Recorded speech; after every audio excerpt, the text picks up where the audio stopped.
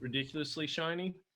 Oh, you got And like yeah, the monk thing. yeah, and any photo that you get me from the side or the back, you see this glow. And I shaved it. And Brian from Inmates to Entrepreneurs, he goes, Scott, are you sick? He thought I had cancer or something. But you don't. Just to clarify, No, I don't that have cancer. that Just does not have cancer. you know, I got your I got your bio, man. Is this what you send all people, or is this custom? um, yeah, sort of send that out to the. If I end up on something, it just makes it easier, and I probably should update it one more time. It just, it doesn't fit everything, but it gives something. I'm impressed. I didn't know you were. I was always impressed with your gumption for sure. But like the White House and stuff like that, I had no idea. Yeah, that was cool. That was a cool experience. No matter who the president is, whatever, just to go and do something like that. Was That it was with Trump? yeah. There's Trump. You get to meet Trump's Trump, always or is it just the House? no, no, just no. He it was a whole thing where he just simply, they play the music. He walks in, he does his speech, he does his thing. They play the music. He walks out. You know, but it was cool. I was on front row. Um, I was 10, 12 feet from him. Right there. On this, I was on his side, front row. Yeah, it was a cool experience. Really cool experience to go do that. And That's then pretty amazing. yeah, and then just after that too, I went up to. They asked me to go to New York City to help announce prison to proprietorship program, which um, was done by Congresswoman Velasquez and Congressman Jeffries of New York. And so that was done at City Hall, and that was a unique experience too, as well. That was the first time I've ever been that nervous in a long time because it was national media release news conference thing, and oh my god, it was cool. It's fun. That sounds pretty amazing. So you kind of brought up what you call it, inmate to entrepreneur or something. Yeah, yeah. Let's start a little bit about where you're from, who you are, like maybe kind of what led you to be involved in it, something like that. All right. So I'm Scott Jennings, and uh, I own Service RX. Hold on, wait, there. I'd never get this right. There. It works both ways. You're good. Yeah. It's doing both. Wait, geez. I own Service RX and another short-term rental company that I started with my wife called Sojourn International. So short-term, a short, easy way to say that is Airbnbs. We have 5 of them that we take care of, and we're hopefully in the process of working with a family out of Winston-Salem, North Carolina, to take 2,300 acres of property and turn it into a retreat center, which is pretty cool.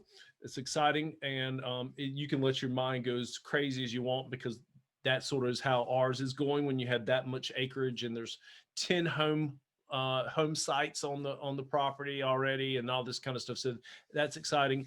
And then I'm also a board member and unofficial, I guess, sort of, kind of, I don't know really, but they sometimes they make me feel that way, lead instructor with Inmates to Entrepreneurs. And so that's exactly what the name is. And that is, we work with those in prison. We will go in prisons when we can, not right now, obviously, they're during a pandemic, where we will go in and do a 2-hour seminar on entrepreneurship to those incarcerated. But we also have a national course that we teach for those who were previously incarcerated or judicially involved. And we teach the basics of entrepreneurship. Just, it's a one-on-one course. We get them introduced the basics of financial marketing, sales, what they are, and what to expect. So, and the thought process behind this is essentially you have $1,000 or less. How can you make money? And it's really based in the principle, though, of you just got out of prison, you got a $40, $50 gate check. How can you legally take that and make real money? Because that's what it was originally based in. And so we still teach that, but we always still work with, $1,000 Hmm. and less. How can you make something real with it? I like that. Yeah, pretty cool. But I mean, what I'm trying to get at is, did you get in trouble at one point? Yes. Yes. Yes, yes, yes, yes, yes. I mean, I don't I think you're shy about it, are you? no, not at all. Not at all. I don't really care, and it doesn't really bite me too often either. Um, I was the kid in middle school who always sold something. I sold you candy, and so in high school, when I got high for the first time, it didn't take very long for me to decide that I want to sell this. This is easy, and so I sold drugs up into my 30s, right, wrong, or indifferent. It was just my nature. And when I finally got busted, I got incarcerated for 3 years. Best thing that ever happened to me. And I got home. I thanked the guy who, it might have been a backhanded thank, but I still thank the guy who busted me because he saved my life. And that was, I got busted in 2006, got incarcerated in 2007, and got out February of 2010. And so since then, I've been self-employed because it's hard to get a job. Yeah. Yeah. We didn't meet. I don't think we met too much after that. No, yeah, I think we met in I think it was 2011. 2010. It was 2010 or 2000, probably 2011, because like all good people in recovery, um, when I got home, I came home to a wife who had become a Jekyll and Hyde blackout drunk after about two tall boys. You didn't know what was going to happen. And I instinctively circled my wagons and tried to protect and work on my family. And I did not go to meetings. So if I got out in February, Oh, I gotcha. then yeah, I meant to did like one or two meetings for like 9 months, and then I left her, and quickly after that got back into the program before I relapsed because she was going to have, I was going back to jail. Something was going to happen. It was bad. Yeah, Yeah, I just remember you had this. I think is at Wild Bunch, yeah, probably so. and I saw your truck, and like you just had this, you know, I'm still that way. focus. You still I'm had this focus. it's probably a problem for me. I doubt it. You know, but it is, it's the obsessive mind, right? It's of an addict that turns into workaholic. It turns into always more. um I was just listening to uh oh, who was it? It was oh shoot, it was a small podcast. It was another podcast. I have to remember it, and maybe I'll send it over to you. But regardless, it's, we have people who are okay, like okay, yeah, whatever, and then you have people who are always more, and I'm always in the more category in the vast majority of things in my life. Yeah, And it creeps in the weirdest ways, and I'm a pain in the butt to deal with, and I know I am. And yeah, it's just it's just who I am. But I guess when it comes to business, for the most part, it's what keeps you moving forward, even when it's super tough. You know. yeah. So, I had that drive. I did some step work around it in another program because, like, with my ex-wife in North Carolina, that was a big part of what happened with, yeah, the ending of that for me. I've never met a sponsor who does really good at dealing with me on that. They No, always I go, had to go oh, elsewhere. yeah, they always go, oh, stop and pray, and I'm like, you just don't get it, do you? And I even and no offense to him or anything else, but do you remember Dr. Kevin in the groups, right? Part of Wild Bunch. Um, Maybe he was I my don't know. sponsor, and I took him on just for the simple fact of he had 20 some odd years of sobriety, and he was an emergency room doctor. And I thought this guy will understand how my brain is. And it always just came back to pray and stuff, and it doesn't really work that well for me when I'm in these weird places. I You don't know. can't. I think it does work for you though because you're self-accepting of it. Yeah, yeah. That's what prayer does sometimes. I, I think there's, I, well, I agree with that completely. At the same time, too, I, I, I need tools to help me get it out of my head, and I'm not always the best at that. You That's know? kind of stuff I want to provide is like, because like quitting drugs, it's pretty easy, really. Yeah, okay. And then Yeah, like yeah, the other stuff, the programs for recovery, they kind of fall short with all these other areas of life, is what I've found. yeah. What most people I don't think feel like they ever realize or don't aspire to. And I'll use this as an example. I was sort of thinking about this right before we got on.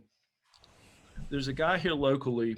who in Facebook he posted, he's like, oh my gosh, I got I just realized that like my wife or somebody had to remind me 3 or 4 days ago that I got 12 years. And I'm like, well, that's the point, isn't it?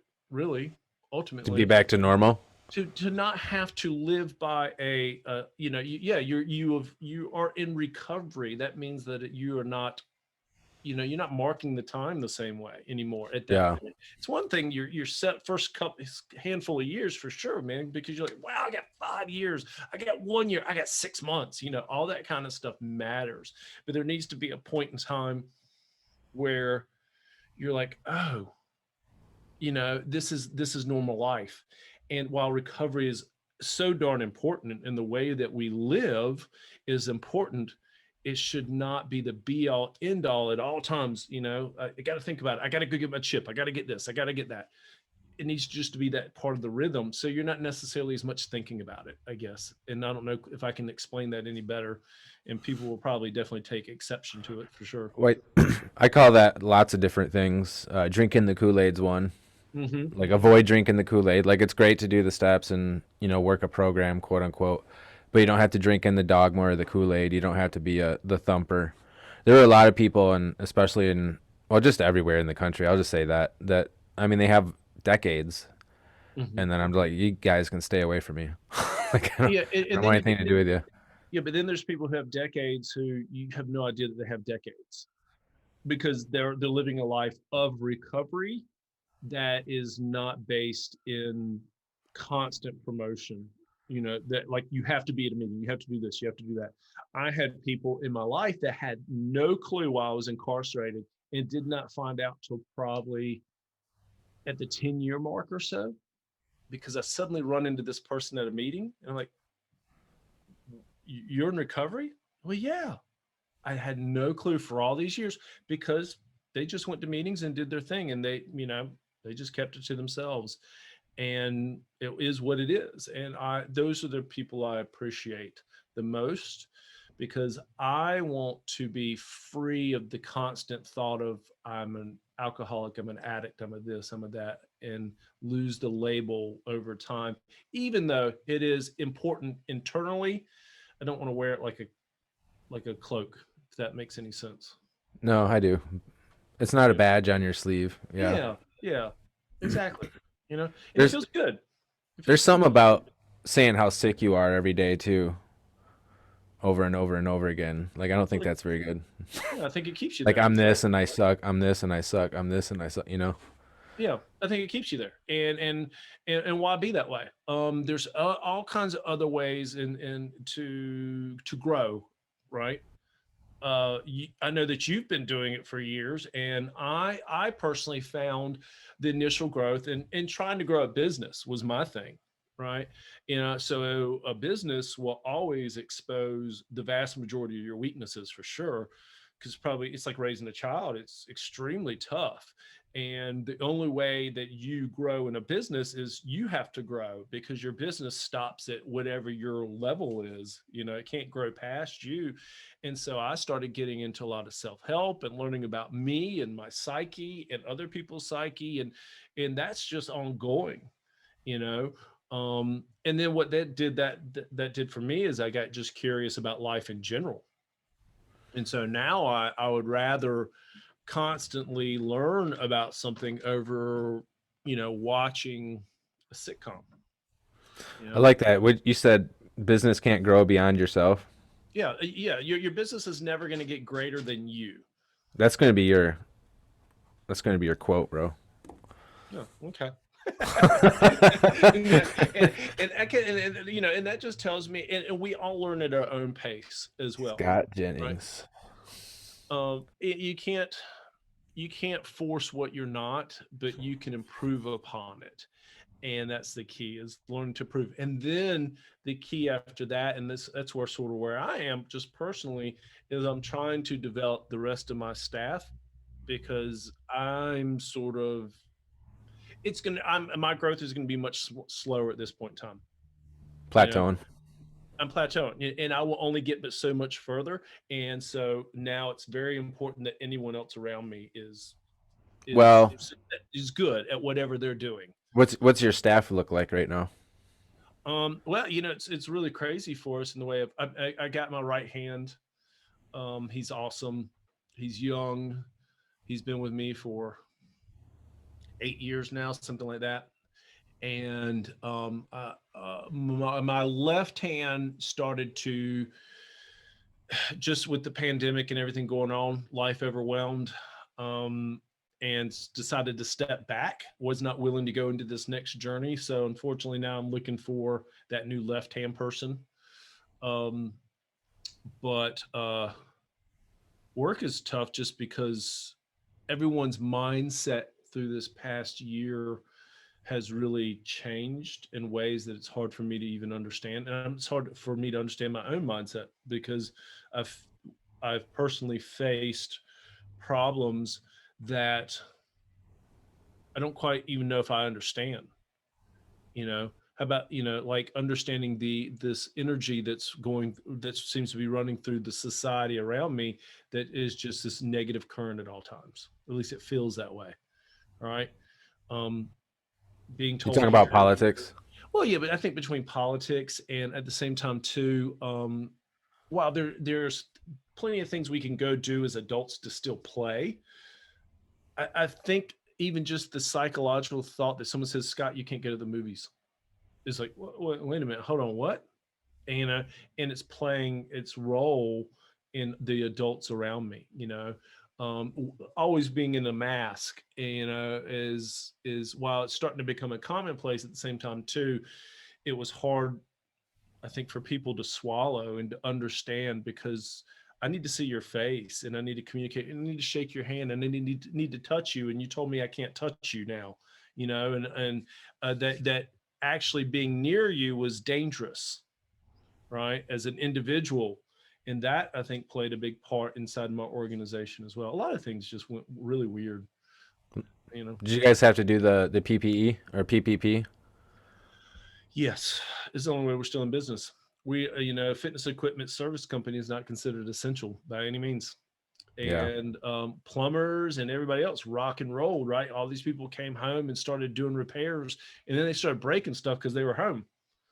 I mean, my gosh, I wish it was a hardware store like Lowe's or Home Depot or anybody else in the nation, because they just made money hand over fist. Um, and I had a big plumbing issue at my home, right? And the plumbers who came said, they were rocking and rolling. In fact, they were growing, and I think it's just because more people were at home, Yeah. No, breaking it's stuff. a big thing. Yep. Breaking stuff and finally having time to deal with it too. So we had to survive off of PvP, and that's okay. That's cool. Thank God that happened, and we're trying to apply right now for second round because we're completely flat. You know, Yeah. That's we gotta be scary. yeah, we've lost somewhere around 30% or more of the business. And well, that's and we still have about the same size staff. Because we're Is it because the trying. business closed down or because they had to go somewhere else? Well, it's a variety. Some gyms didn't reopen, some didn't open to the same capacity. They're not breaking things, or they're delaying repairs. It's just a variety of reasons for each, and I guess it just depends on the comfortability. But a lot of people are playing the conservative game for sure. They're going to delay any repairs, any maintenance, because they don't have the same amount of people. Our industry as a whole, last number I'd heard, which was several months ago, I haven't heard since, like, because right now is New Year's, right? So now we are we're in the rush, oh, I got to get fit. My COVID donuts I've been eating the whole time, or now I need to get rid of them, because it's, but coming into the busy season, we were down about 30% as a whole, as an industry. And I don't feel like I've seen much of an uptick in my local gym. I mean, it's busier for sure, but it's not like a rush. So it's just going to be, I don't think we're going to see normalcy until getting closer to summer. I was hoping that we'd see it sort of mid-February as people were getting more comfortable with shots, but it's just taken such a while for the shots to come out that it's going to take a while for our nation's attitude to get comfortable and start feeling safe again and get back to normal. And this could, who knows, maybe this will last a couple of years. I don't know. Yeah, I have worries that won't last, or I mean, it will last for more than that, but Yeah, I don't try like not to it's think gonna just about it. mutate, and they'll be like, oh well, that one didn't work, so we're gonna have to do another one now. Everyone locked back down. Hey, but you know what? The records of the flu this year, right? I mean, how many people got None. sick this year? Even colds, right? Now we didn't because we didn't see each other. The mask was again. There was a good side to all this mask stuff. Besides COVID, is that we were not breathing and spinning. We were constantly washing. So I do hope in some ways that our society adopts what our Asian counterparts have done throughout the years. And when they are sick or in an environment, that we actually start adopting this mask version of life, just not a mandatory, oh my God, freak out, scared version of it, you know? Yeah. No, I'm all for if you want to do it, it's fine. Just don't force other people to do it. Like if you're scared and you're vulnerable, Yeah. like do what you gotta do to take care of yourself, but you can't force some 20 Yep. something to quit going to work and living on the streets because they can't afford to pay their rent anymore. Yep. But all of us, I think we've all had to grow mentally through this, and I did it's for been hard. sure. Yeah, I've spent. This is. I came into COVID already burned out, um, and this has been probably my hardest year in an extremely long time. No matter what I've faced in work and life in general, uh, I was closing down my install unit out of North Carolina in February. I shut the doors to the warehouse on Valentine's Day last year. And I was angry, I was beat up, I was wore out, and I told myself and my staff, don't you call me for a month. I don't want to talk to you guys. I don't, and I just really was done. And, 1 month later, COVID is shutting down every business. Remember, I got two businesses and they both like went to zero. And okay, and at first I was like, okay, that's all right. This will last 2, 3, 4 weeks, 6 weeks tops, no more than 2 months. And at first I was like, okay. And I got outside and I enjoyed the outside and walked around and did all the things and took time to breathe, but quickly, and I was starting to try to recover from being burned out. It was essentially like a midlife crisis, and uh, and then I didn't get full recovery. I had to start really working on me. I had to start working on what was going on.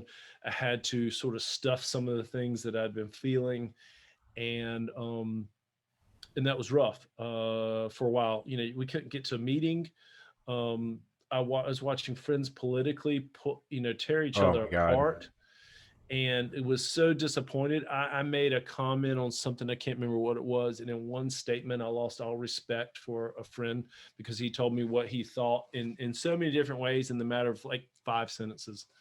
And I was just like, oh my gosh, this is sad. And I think that was the hard part too. Is we saw a lot of friendships and relationships get hurt this past year because it was so crazy as a whole.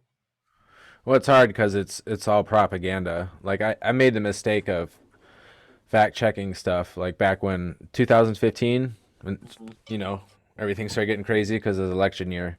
Yeah, Well, I started taking the major headlines and just looking at them, and then like looking until I found all the data, and just realized it's all garbage. Like it's all manipulation, like every single bit of it. And to see these people who have like master's degrees, PhDs, like very intelligent people, just soak it up and not realize what they're doing. Like they're poisoning themselves with insanity, and yeah, it's real sad. I mean, it's the same thing. There was someone from the area, he said something, white nationalists, blah blah blah blah, referring to anyone that supports Trump, and I'm like, dude, that's a really sad thing to say.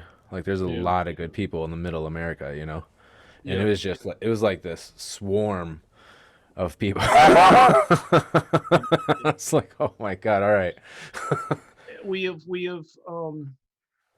and not to take this down a political step, but the reality is the people in the middle. I feel like I'm very much a person in the middle. We're looking to the left, going, "What the hell is your problem?" We're looking to the right, going, "What the hell is your problem?"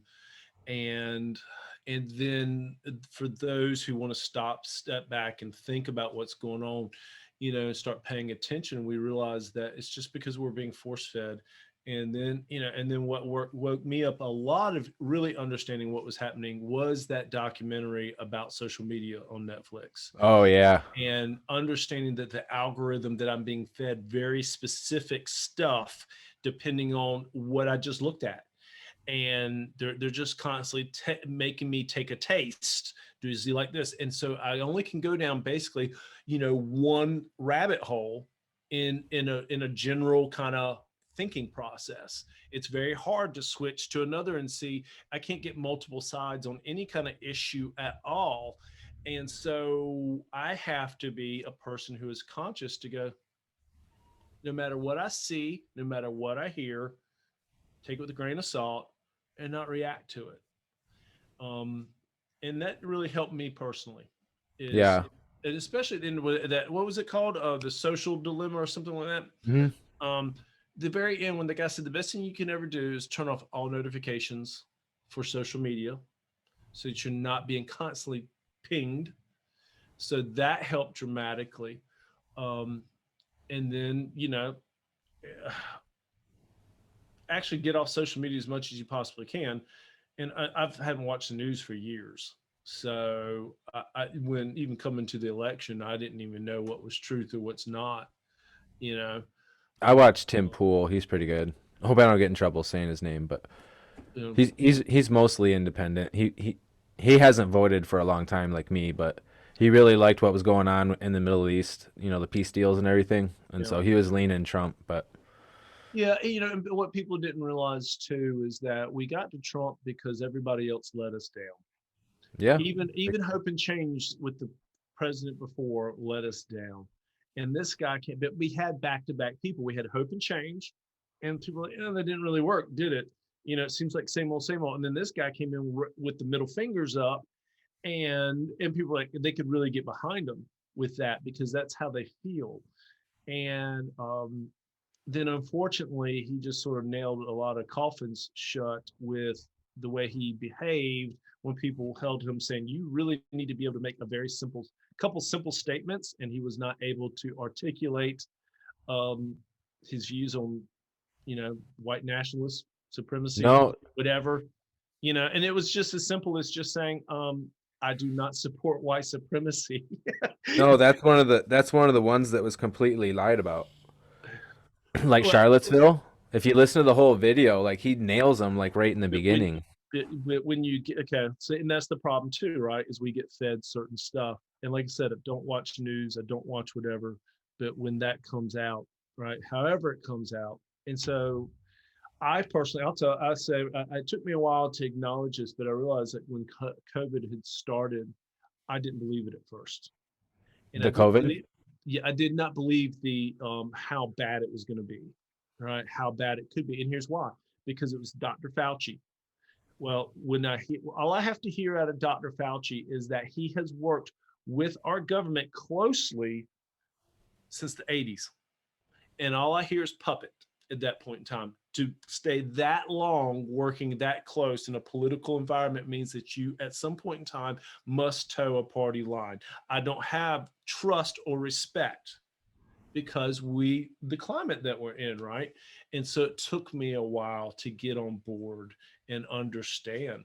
And that's, I think, where our country is, unfortunately, you know. Yeah, I think what caught me on COVID, what caught my attention was I read an article. I think it was in early January that China built a six-building hospital or like a four-story hospital in like 4 days. Mhm. Like it's just massive like construction undertaking, and I'm like, whoa, you don't do that unless it's serious. Yeah, I remember seeing those articles come out. It was very quick. I think it might not have been that fast, but like within a 2 week period, they just went hospital, Yeah. and it was rudimentary at best. I'm sure all I had to do is very specific things, which makes it easier. But regardless, that they did it, and yeah, and that's where I started. I think going, okay, and I got a sister-in-law that is a teaching midwife over at Duke, and she has to do rounds plus work at one of their clinics. And she started seeing more and more COVID come through in pregnant mothers. And then someone I was managing a property for, he works in Johnson County, um, and he was seeing a lot of COVID. He was a doctor working in Johnson County and saw a lot of COVID. And it just eventually I said, okay, you know, but again, it is what it is. Yeah. So coming back to you kind of got into some of the struggles that COVID created on your business, but we accidentally glanced over how you started that because it was kind of a good story. How you started your fitness tech or fit Yeah. So, all right. So, yeah. service RX. Well, it used to be called Fit Tech and Assembly for Yeah. years. Right? And so, okay, I got out of prison. I I suddenly learned about the second sentence, and that is I went from, I remember I'm a high school dropout. Well, okay, I told that I'm a high school dropout. I don't have a college degree. I'd always done manual labor. When I went in, I was making about 35 a year. Um, Came out and I'm making $9 an hour, something like that. And I still had child support at 400 a month. I had our rent on our home, which was 900 or something a month. Well, heck, that's my whole month right there. I mean, all this stuff was going on, and it just sort of worked out that I fell into the fitness equipment industry, and I was working on residential. Residential is seasonal. Makes sense, right? When summer comes around, people leave their homes, they go out, they travel, they don't break stuff. So I started to starve, and I had left my wife then, was dating my now wife actually, and she said, "Hey, why don't you just start your own business?" And I did, and slowly but surely, built what was then called Fit Tech and Assembly. And I had a lot of blessings sort of happen in ways of my first place when I moved out and moved back over to Chapel Hill was a in-law suite in this man's basement that cost me 500 a month. 550 when my son moved in. He added $50. Then when we outgrew that space and needed to move anyhow because it was a one bedroom and we needed to move, I ended up in this terrible trailer. In fact, we passed it the other day and my wife because that was a dump. But it was a single wide 3 bedroom 2 bath trailer that was just the next place for me to go. And again, that was 550, 600 a month, whatever it was. And so as I'm trying to figure this thing out, it was adequate. It was not awesome. Um, so yeah, slowly but surely, we build these things, and you learn a lot about persistence and not giving up. That's where my obsessiveness comes in and plays a very positive role in my life. So when you teach people how to build a business with $1,000, you're doing it from personal experience. You're not just teaching some book you read. You're not Yep. like a hyped up Mhm. sales coach or something. Yeah. So when we met, I was still driving that same truck. So it was an '86 Toyota pickup truck, doo brown, no AC, stick, you know, riding up and down the highway. I started with '86 Toyota pickup truck, bag of tools, $75 in my pocket, and a ton of desperation and fear. Just go, do anything you can. And I was doing anything I could. The assembly part of Fit Tech and Assembly was I'd put together your trampoline. We installed basketball goals. I installed You backyard. installed my bed. Yeah, that's right. I did come over and put together a bed for you, Yeah. didn't I? Yeah, it fell apart Um, like a day later. did it really? No.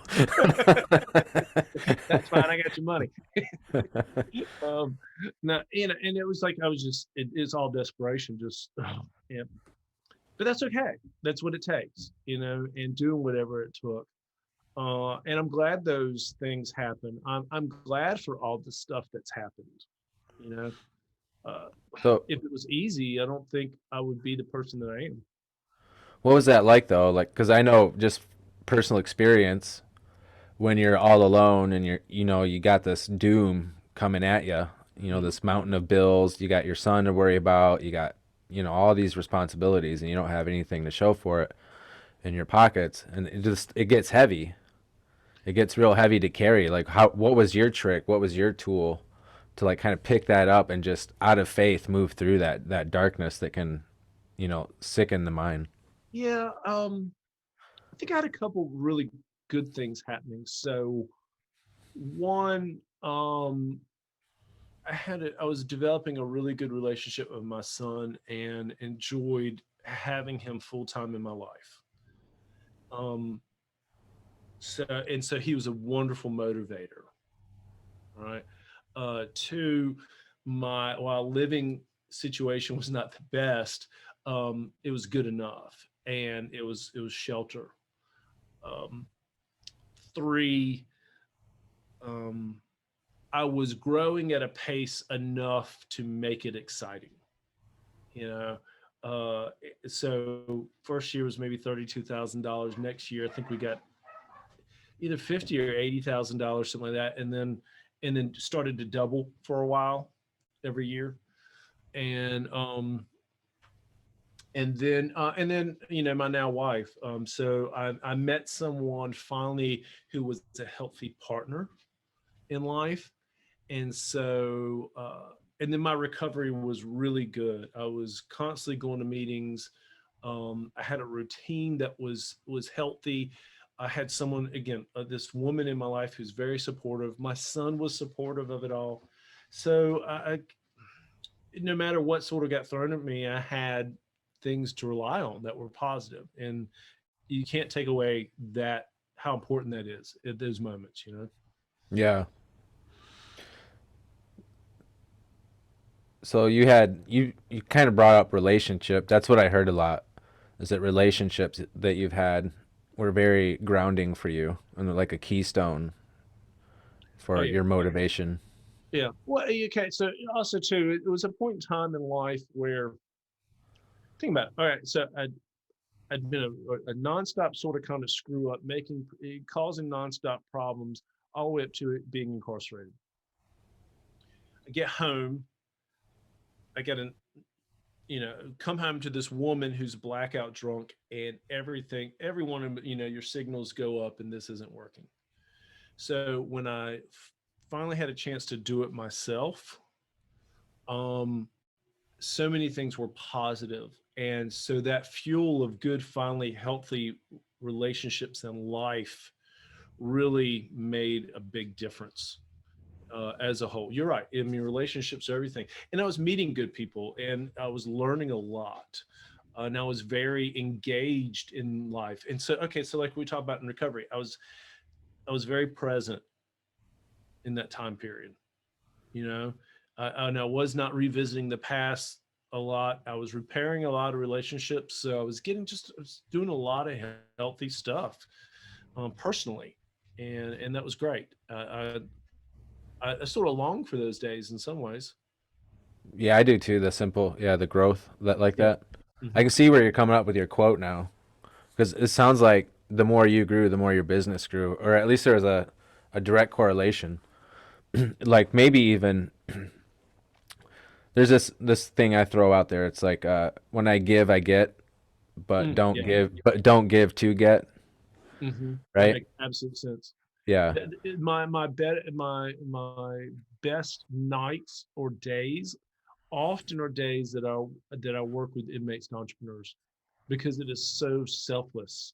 Because I just love to get on because so we're doing everything in Zoom now. So that's even it was one thing like we used to teach in class, at a community center or whatever, and that was unique and interesting. But now we've had to learn to do it through Zoom, but I still come out of it sort of wired, Oh, it feels because good, I just man. I love to do that. I love to engage like that.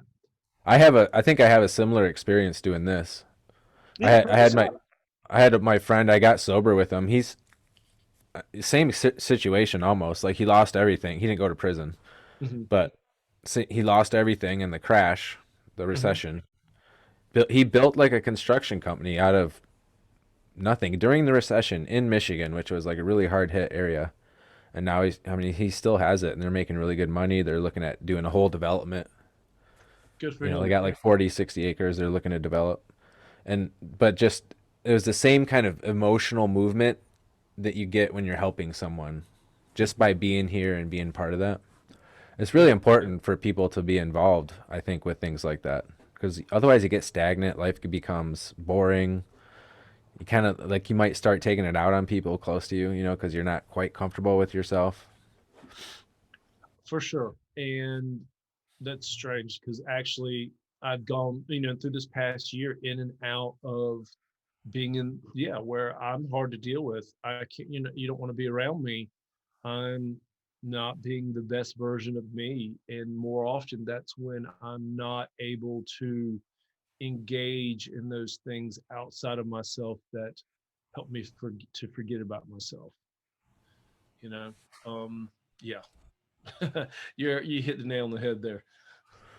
So we went from poo poo truck, $40. What did you have? $75. $75 in my pocket. Yeah. $75 in a poo Yeah. poo truck. And now you're how many years? Let's see. That'd be 9 years, I think. And Yep. I'm coming up on 10 years. now you say you got Pennsylvania to Hilton Head to Atlanta. So Pennsylvania, Hilton Head's an island by Savannah, right? Yep. Yep. So, And so, then Atlanta, basically, Georgia. yep. So we have, okay. So we service North Carolina, South Carolina. The headquarters does, right? And, and then I have Jared, who is an owner, who is a licensed operator who's working out of Northern Virginia. He does a lot of install, so he ends up in Pennsylvania because he's close. Sometimes touching New Jersey, Delaware, Maryland, all that kind of stuff. And then we still will fill in the gaps. We're still growing.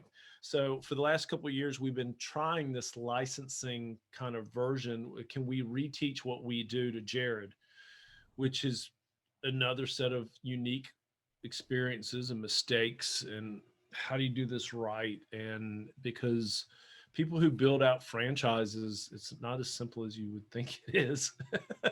No, it's And complicated. you get a right, you literally have to get all of your thoughts and processes down into a system that is reteachable. So Mhm. yeah, but yeah, that's where we've been able to grow. And Jared's doing well. He is growing actually a lot through COVID just because he got back into the residential market, which took off like a rocket. I was going to say, have you thought about reinstalling in residential, or is it over? It's too hard for us. We tried. We were when we are still very much only about 2% residential and work, and and we tried. We went back to the manufacturers, and they already had their people. You know, Jared just got very lucky when COVID hit. Where he is located was a gaping hole for the major manufacturer, which is called Icon. Icon makes Nordic Track and Profile, Ooh. which is the largest provider. Yeah, I tried to find steel plates because I was going to get just like a little squat bar, squat rack and like hex bar. Nope, No plates. nope, And nope, so I no started plates at looking all. into it. I started reaching out to foundries. I was like, well, I'll just fucking pour them myself, like So raw ore. what you want to do is you want to look for the closest used product person around you, and they are getting they're getting stuff faster than the manufacturers are. No, I was going to start my own company making plates in America. Yeah, yeah. And then the next thing is, can you compete on the steel price? Right. If I put made in America in there, I will.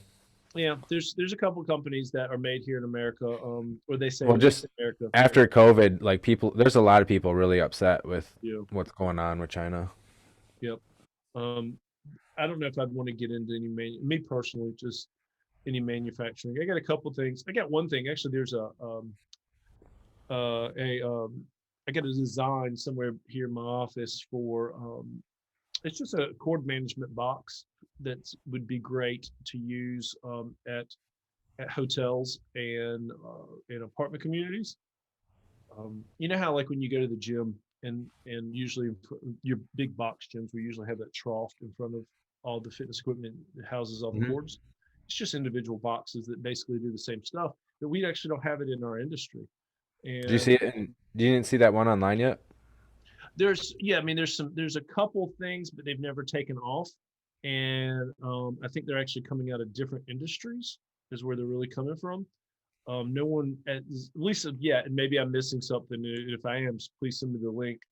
Um, People are tired of, well, not people, dealers and manufacturers are tired of paying the price for the drunk guy at an apartment community, or they're in there fooling around in the fitness center or at a hotel, and they destroy the plugs, by because all they are is they're your typical plug-in cord. They're not attached, so they break all the connections by chasing the ball around and fooling around, and the kids get in there and play and stuff. And so the cord management system helps people from tripping over cords and tearing that stuff up. And plus, it looks 10 times better.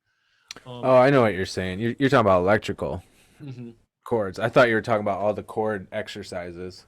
No, no, I no, thought no, he had a box with, restraint or no, resistant no. bands and You're stuff talking in there. about mirror and tone and stuff. These Oh, new yeah. wall, yeah, yeah, and those things are awesome. The residential market really took off, for sure. But now I'm talking about like electrical cord management. I built this thing and stuff, and actually, and I got it, someone to render it into a vector file and stuff, and so we could pull it apart and look at Nice. it. Was that And Tom? Did you get Tom to do it? no, I paid some guy up in Canada to do it. Um, and then I started realizing what it cost to do prototypes, and I stopped.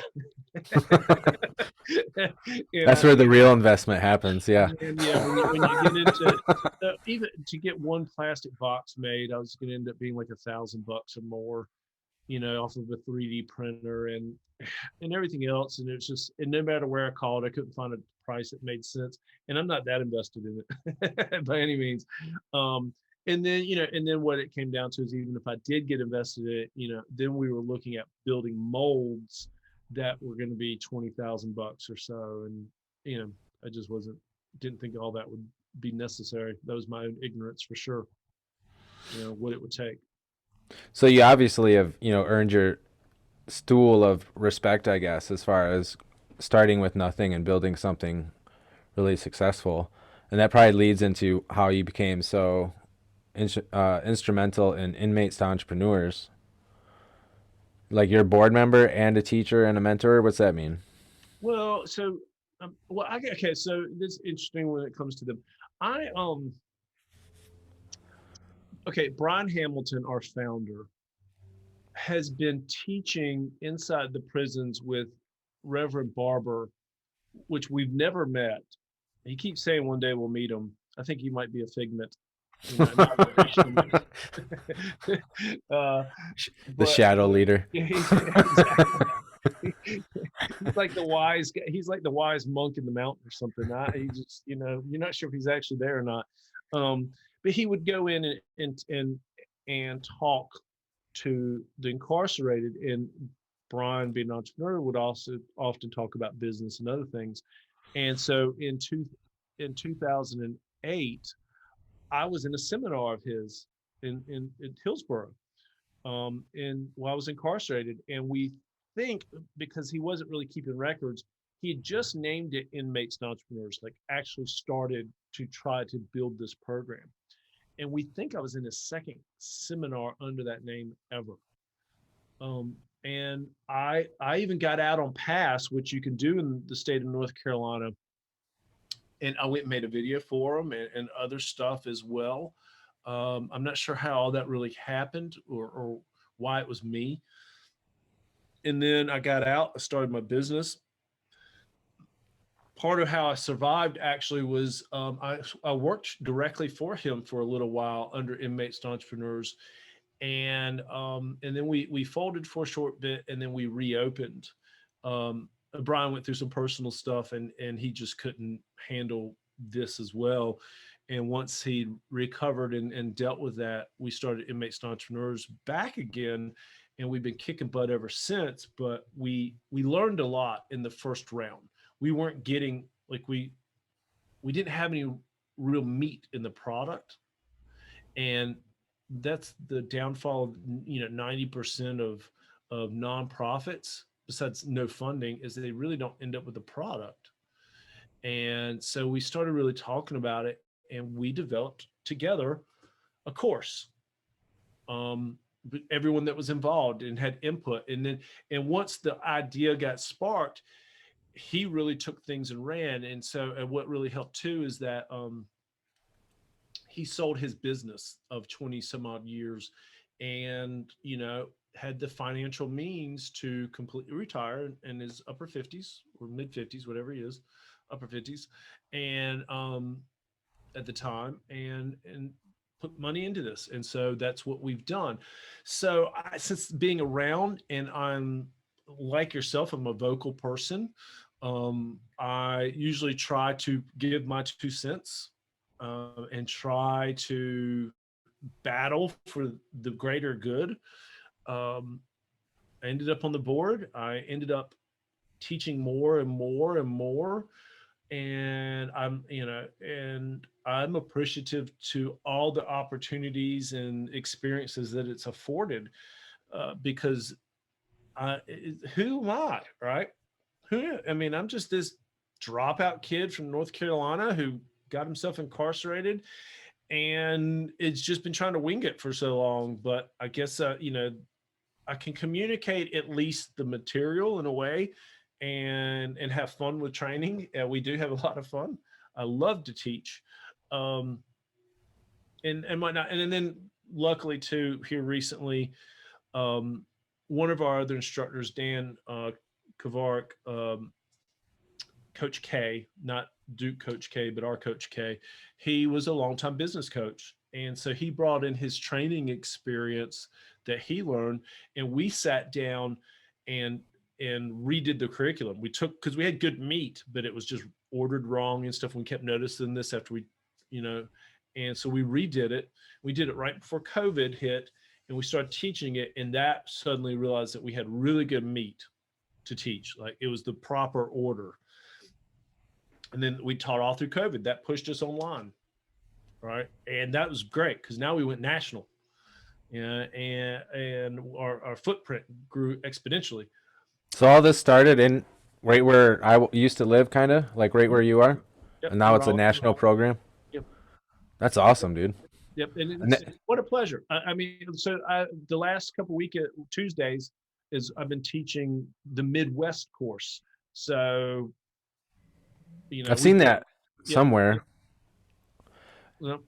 It might. Because I'll share the post from inmates to entrepreneurs all the time for a course. I don't ever say anything to them Yeah. about it. I just reshare it. So we're doing Midwest right now. The Southeast course is about to happen. I think I got to teach Tuesday actually. I'm not sure if I'm teaching Midwest. I guess I'm teaching Midwest, and I know that Southeast is about to start. We did national. Like at one time, like we did a national course, and we had people all the way from Hawaii, California, and whatnot. And what we How many realized, people were on there? that course started with 300 registered, and 150 or 200 showed up. Um, and then we graduated. I don't remember. I know it was over 50. I think we graduated 90 out of that That's class. that's still pretty good. That's really good, There's always an actually. attrition rate. There's all because it's Yeah, free. It is but the 100% free. percentages are really good. Yeah, we were getting, that's one of our key performance indicators is writing the course and understanding that every time we tweak, do our numbers, our retention numbers grow, and we're getting better and better and better, and we're proud of those numbers because it's a free course. That means no one's invested. They're investing their time, and that's always hard, right? You don't value usually what's free. Well, I'm Um, gonna go check it out, I think. yeah, but Is and this we is also, this where you're building from nothing or from 1,000 up? Is that where this idea kind of ties in? yeah, it's exactly it. And we have a free online course called Starter U, which is 8 hours with a video training on there. Wow. Here's the coolest thing is we are now, Starter U is now working and actively teaching in prisons that have internet, which there are. And we just, Global Tel Link just picked us up, that I can't remember who the first person is. The first platform we were on was 160 prisons. Global Tel Link, I think, just opened us up to over 500 more prisons. that we have this platform in, and we're quickly outpacing um, any other software teaching programs that are coming in. Like ours is becoming the most popular. And Is you my wrote this program, or no. So I would love to take. I would love to take. The grand prize for it all, but no, this is all Brian and his staff's doing. And then what they would do is they would develop something. They'd bring us in to either do video clips. They tell us they'd interview us like this now with very specific questions. And sometimes we'd make the cut. Sometimes we wouldn't, depending on what our answers were.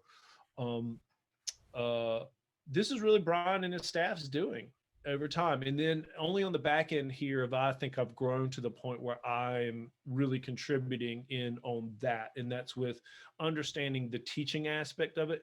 I'm finding that I'm a good communicator in that space. you are? Yeah, and can and I You enjoy it. And I well, you hold understand. authority. Well, thank you, and I appreciate that. Yeah, Uh, I I probably didn't have the brain power to come. I didn't have the brain power to create the curriculum, but I have the brain power of understanding how the curriculum can keep getting better because I'm in it and I understand. And two, as a group, it takes four of us to run class, two instructors, and then two staff members to watch and what's happening in Zoom and bring in slides and all that kind of stuff. So as a group, we learn a lot, and we also learn about reactions, and we learn about how people answer us when we ask them very specific questions, and how what happens on the back end, so um, again, I can't take the credit for creating it, but I enjoy the fact that I've learned a lot and get to lead the show more so because I also understand the value of being on Zoom. In your teaching, you have to entertain. Takes up space when you have 75 people in Zoom and you got to switch through screens and teach your curriculum. yeah. I got the. I was wondering. Oh, I was going to talk about myself. Forget that. No, go for it. we're I want to hear we're all here about for you, you. my friend. I got one of the upper echelon Zoom packages. I think I can like do groups and stuff. Yeah, And I yeah, think I want to start doing that because I'm doing these mindfulness meetings. and they're fun. And They're yeah, fun. Yeah, I'm just like worried that like weird stuff's gonna happen. no, man, you'd be surprised how one just invite only, right? And so you have people sign up, and that's going to keep your freaks out. And one, you create the waiting room as well, so therefore you can kick people out if something weird happens, which we've all heard about the stories. We haven't had any problems yet, as far as I know. Our biggest problem will be sometimes, and we have to teach etiquette. So we have a whole sheet on Zoom etiquette. We send them out packs and stuff. And I am very big about Zoom etiquette while teaching because, like, right, that's why I use this background. Someone can walk in this room right now and you're not going to see them until they come up close to me. That'd be Right? creepy. And, yeah, exactly. You see, right now, if your cat or your dog starts walking behind you, I see them. Right. Yeah. So we have to teach these things in Zoom etiquette that please control your environment. We keep people on mute because we can't control kids and all this other stuff, dogs barking and stuff. So it's just, and we could do this in a whole other Zoom, just if you're interested what I've learned, and I could send you over etiquette for sure. But yeah, you just teach your audience how to be the audience. Yeah. No, I was messing around with backgrounds. I got I took some photos from Photoshop, Adobe, and I got them on there. But when for some reason like it makes this like you get like this black halo kind of around you, Yeah, I can and get as that I too. kind of prefer my painting.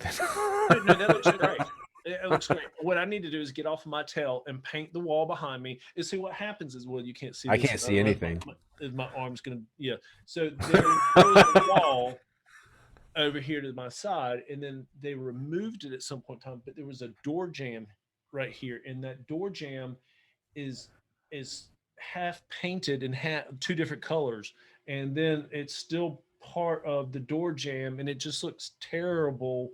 as a whole. And then I got this exposed ductwork that needs to get painted, and there's a variety of things that. So that's why I do this. When Yeah, well, you've been on COVID, so I don't know what your excuse has been. yeah, I know. Yeah, See, I mean, so I'm guessing that like all this entrepreneur stuff is inmate entrepreneur. Is that what led to your White House and Congress and yeah, yeah. So so tell us about that because that's amazing, right? yeah, so what was it? So I did not know this. We're at a board meeting, and it was, I think it was our, had we met in person? Might have been our last in person. Well, it wasn't during COVID. So yeah, so it was in, yeah, it wasn't during COVID. All right. So this would have been in 2019, and we're at a board meeting, and Brian says, well, I don't know if you guys know this or not, but he's like, I've been to the White House and stuff, and there's another trip coming up. And I sort of felt bad that he did it because there's other people there. And he just sort of looks at me and goes, hey, you want to go to the White House? Like, what are you doing Thursday? This is a Monday. We usually meet on a Monday. He's like, what are you doing Thursday? And I'm like, I don't know. I don't have any installs or whatever I was doing at the time. And he goes, let me see what I can do. Well, the way the White House works is everything is you have to move like this, right? There's no scheduling, obviously, for safety reasons, the same way that, so um, it was on, yeah, Tuesday, I got an email and I responded with some basic stuff, and they just double checked social security number and stuff from inmate staff. And then Wednesday, I'm sitting in a parking lot and in the morning with my wife, and a phone call comes up on my phone. It says Washington, D.C. Or it said White House. I can't remember. It might have said FBI. White House. It might have said White House actually. And I picked up the phone, and they were like, "Hey, we want to just double check some stuff, blah blah blah blah." And yep. And then next thing you know, then I get an email saying with an official invite later on that night on Wednesday, no, Thursday. Hold on, no, Wednesday night I get an invite. That means that I had to be prepared to leave in the morning just to drive up. Um, and so a variety of things were happening, and I didn't know this was happening. And I didn't figure this out in the phone call. Brian was trying to get me on stage that day to be standing behind Trump and to potentially speak in regards to this second chance program that he was working with Kim Kardashian to talk about. So Kim Kardashian has gotten involved and stays involved with a second chance program. I've seen in recent interviews too that she has been uh, working towards a basic kind of, it's like some form of a law degree, right, or something like that, right. And this actually means something to her, which is cool that we have someone with that kind of name talking about second chance opportunities and trying and understands that our prison system is just so overreaching and is trying to change things. So she was working with Trump, and I'm glad that she was able to use her fame and celebrity to influence him, and the relationship that Trump and her now I guess soon to be ex-husband or whatever had. I'm happy for all that. But so she was there to announce and work with him to announce this thing that was going on. But anyhow, so I end up there. It's cool as shit. It's fun. Going in is exciting in the way of I think I went through a total of 4 checkpoints. Yeah, 4. Initial one, you show your license, you walk in from the side gate, whatever. Then you go through another one. You can see these like things in front of you that are obviously monitoring something, but they're not very like they don't have a camera on them or whatever. But there's these devices that are set up, right? You go through that one and you show your license again, and then I went through. I guarantee you, what was more like a bomb or chemical sniffing. Do you remember those heating units that used to go up the side of the wall in the 70s or 60s and had just a little grate there that would blow out? Hmm. You They're sort of really common in California. were they okay? You stand on where the little foot marks, and you stand there for a second. You can feel the air running past you, so it's sniffing you, whatever that is. And then you go through like a typical kind of airport security thing, and then you get in, and then it's pretty cool from there. The simple fact of um, every bit of security is military in full dress, so they look really dapper, but super nice, and and know exactly how to treat you. You're walking down hallways, you're like, man, I've seen this in movies and in pictures, you I know. think that'd be so cool. Yeah, I mean, it's surreal. I'm standing in front of, okay, so the extremely popular White House mural of Kennedy, where he is standing, sort of looking down at something on the ground or whatever. I'm standing there looking at this painting, going, "Oh my gosh, I'm here." I'm standing looking at George Washington's mural, Martha Washington's mural. Um, I think in the same hall was Reagan was there, and uh, who else was there? Kennedy, Reagan, yeah, a variety of people. Um, Bill Clinton's was in there as well, and so and they're doing the piano, and they have a military orchestra playing for you, and you're getting ready to go in. And I made sure I got lucky. I was actually standing beside the door when the door opened. I was like, "Oh, front seat," you know. And you go in, man. You just sit down, and Oh, you're not assigned seats or anything. It's not just assigned seats. You just find a seat, and was it aggressive? no, no, not at all. Not at all. No. Most people, because it's a mix of lobbyists and all kinds of people. This isn't their first rodeo. Yeah, exactly. There's a handful of us that are there that are giddy, that are like, "Ooh, this is a cool experience," and then there's others that are used to this. I talked to a couple lobbyists and whatnot, and they were like, "Yeah, I've been here before. I've done this thing." Um, he's like, "I'm just making an appearance," and and so that was cool. And here's the cool thing too: is how all this got done is it was done by the Koch brothers. The Koch brothers are who got me in the door. Would you ever Wow. thought that? The Koch brothers, come to find out, Koch Industries is very involved in learning and trying to understand and wants to do something about recidivism in our prison population. They're not very happy about it, which has caught me off guard. So their lawyer that we have befriended through this process is the one who got me the invite. That's Brian was awesome. already invited. She just made sure I got in the door and then got my name in the running to be on stage for whatever that was. I'm glad that didn't happen because I think I would have lost my mind. There's it's cool when you hear stuff like that because you hear Koch brothers, you get this idea of like meddling, evil, like, Scrooge type stuff. Yep. But what you just said was like, no, they're actually doing a lot of good in the world, in our country too. Yep. They just have they have the money to be able to influence politics.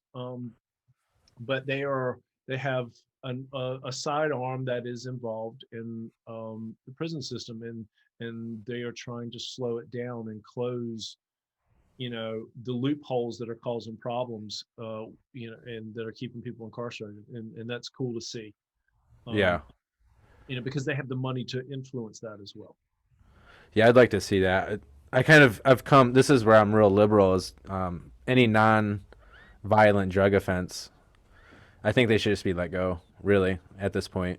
Yeah, I got a friend who he's in recovery too, and he just says, he's like, dude, this is a mental health issue, and if we treat it Yeah. like mental health, um, a lot of things would dramatically change. Dude, I guarantee you, if you put the people out of prison in a program, like if you had a program like what people that are addicted have, Mhm. they would get way better. Well, the best, and you'll see it too. And so our prison system dramatically grew in a couple different ways. One of them being the war on drugs, and we understand that if we actually treat it That as worked really well. Yeah. yeah, exactly. That did them a lot of good, huh? Dumb Like Reagan. that solved these problems. Uh, so but if we treated that health crisis, right, completely different, and some things would change. But at the same time too is also the mental health aspect. When we started closing our mental health facilities because they were archaic, right, then those people with mental health end up in the prison system because they offend somebody in some way, shape, or form. They commit a crime. They got to put them somewhere, right? Yep, you got to put them somewhere. And so there's a lot that can change, And then we can add on the disgusting practice of privatizing a prison.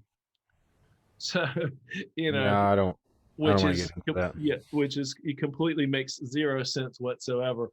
Um, so regardless of all that, there's a lot of things that can change. So that was cool. So that opened up that, and then the other part was yeah, ending up in New York City, um, uh, with the congressman and congresswoman and doing a press conference on prison to proprietorship program. That program, my understanding, was to introduce funding to start teaching entrepreneurship in the federal prison system, which is massive as well. Again, another way to slow down recidivism so that people can come out, start businesses, get jobs, or create their own jobs and whatnot. So that's cool, and that was fun as well. Yeah, they flew me up there and put me up in a hotel room, whatever they did, and that was cool. That that was cool. I met the president. Yep, it was all right. You know, No, I'm on I mean I national can't. news. Whatever, Yeah, whatever. but I was going through the YouTube videos of the news. The news was putting out in clips, and I did see the back of my shiny little head, my bald That's head. the only thing that was on there. And it was actually shortly after that is when I saw that is when I shaved my head too. Is it? Dude, yeah, it's just, you know, uh, You gotta have the right head for it, man. well, I mean, I get my eggs okay, like yours, and my eggs okay. It's not all wavy, lumpy, weird, But again, too many people said, Scott, you still got enough hair. Keep your hair. I'm like, Yeah, yeah, but look at this thing, man. It's like, see, you can see it. See it coming through right back there. Look at that. yeah, I see it. Oh All right. yeah. Hmm. Yeah. No, I tried growing mine out during COVID because I was, crazy and bored, and I don't know. Too much. It was too much, too thin. Like I'm gonna have to get a bunch of money in the bank and get this thing done right if I'm gonna grow my hair back out. Hey, Elon Musk has been able to do it, right? Oh yeah, Look he's at gotten better looking the older he gets and more money he's got. He's you got know, look better at look. then you got Jeff Bezos who just shaved it all off and got all beef and stuff and looks 10 times better than he did when he had hair. Yeah, I liked how I looked with hair. I was pretty good. I'm pretty good looking no matter what, but I'm real digging that humble. shirt you're wearing, by the way. You like it? This is my Yeah. interview shirt. I like it. I want to get another Yeah. one. Well, just go find a quilt, cut it up. It's not that. Why you gotta be like that, man? But yeah, so inmates and entrepreneurs has opened up a lot of interesting things to happen. And Brian, prior to his company was called Sageworks, and he did a lot of interview stuff with CNBC and Forbes, and he writes articles all the time. I mean, we've I'll get emails that Brian wrote an article for this or that, and I've been able to write an article in concert with him that was, I think they published it in USA Today or something. It was around PPP stuff. I can't remember what we wrote it on. Oh, it's the SBA at first was turning people down because the SBA actually doesn't loan to felons, and they don't really outright say that. It's just a practice, and but then they changed it. Thank God, through the pandemic. Because I'm sure that's temporary. Um, so yeah, it affords opportunities and to meet people and whatnot. We had so one of our keynote speakers was Rob Blagojevich from Chicago. Remember when the mayor of Chicago got in trouble for selling off the Senate seat that used to belong to Barack Obama? No. Yeah, What, the well, actual chair? yeah, or trying to supposedly selling it off. I don't know. I don't remember. I was not paying attention to news. I just do remember him. And so when he got out, he recently got out here, and Went to prison for that? yeah, he went to prison. He did 8 years, and he said they sent him to hard time. He did not get. He said, look, they did not give me the cupcake farm by any means. What are you in Um, here for? I tried to sell a chair. you said, yeah, I'm pretty sure he's mayor or governor. I'm pretty sure he's mayor. No, he's governor. I can't remember anyhow. It's You probably have to mayor. look him up. Yep, you have to look him up. No, it's But probably governor. supposedly, this upcoming class that's about to graduate, we're going to have Congressman or Representative, what's his name, Scott Wiener, the guy who got in trouble here in the last couple of years too. I don't know. Yeah, Like, we're starting to gain influence, and that's cool. So we've had a variety of people starting to come honestly, the through. only thing I've heard the last 4 years is Trump, Trump, Trump, Trump, Yeah, Trump, yeah. Trump, Trump, Trump, Trump. Hmm. I'm kind of glad he's not in office anymore because it's just like, oh, I hear about Yep. different stuff. Yeah, I know. And now we'll just have something else to bitch about It's for gonna be sure. the same thing. Yep, same I thing. think if anything, like his presidency has shown a larger portion of America of what's really going on behind the scenes. Mm, probably so. Probably so. And you don't know what to believe and what not to believe. So, You know, it's scary. yeah. But yeah, a lot of possibilities in that group, and I look forward to the next couple of years as we learn to teach and reach out nationwide, and we have more organizations calling and asking us to do things, and help them out and to be a part of it. So I'll get phone calls, and I'm sure other um, teachers do as well when they're like, "Hey, can you teach at 11 o'clock on in the morning on such and such date?" And then can you come back and do the same group as a follow up on like in 4 weeks or something? I'm like, oh yeah, that's cool. You know, So this program, does it also reach into, giving people the proper mindset and tools to overcome fear? yeah. Well, I try. We have to weave it in. I used to spend a lot of time, very first class, talking about growth and the importance of developing that mindset. And unfortunately, we've cut a lot of that out, and you have to weave it in your conversations and whatnot. Really, I mean, you could take our course, and our course is essentially 7 weeks of training, and the eighth week is graduation. Right? I keep lobbying for one more training. Let's add another one, and I keep getting shot down because there's just so much in basic business 101 that you can talk about, and Which is, as our class size grows, the conversations are longer. well, it seems necessary though. Like conquering fear is the biggest thing, probably sabotaging people's chances.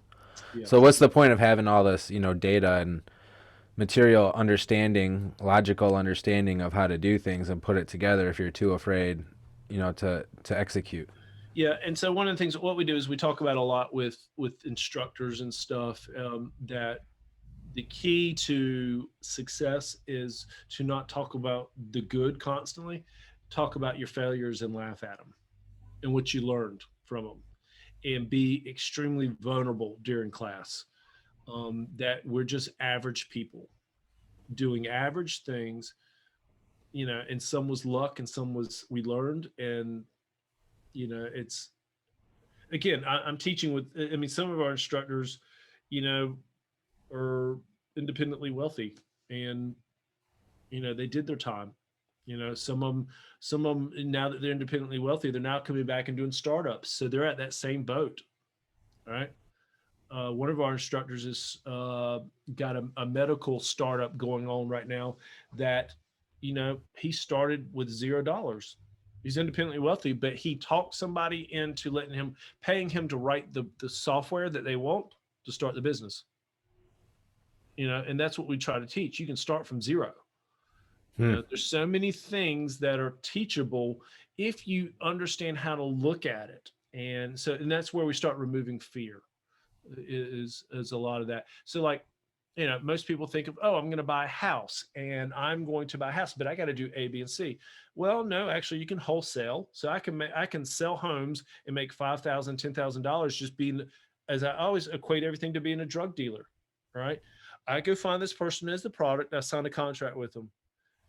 That contract is for 30 to 60 to 90 days, whatever it is. I then find the buyer, and I raise the price to the buyer, and I make sure that buyer is a flipper or whatever they're going to do with it, right? And they can make money at it, and then I'm still making money in the middle. Most people don't realize that real estate doesn't have to have a mortgage. It's just a deed transfer, Yeah. right?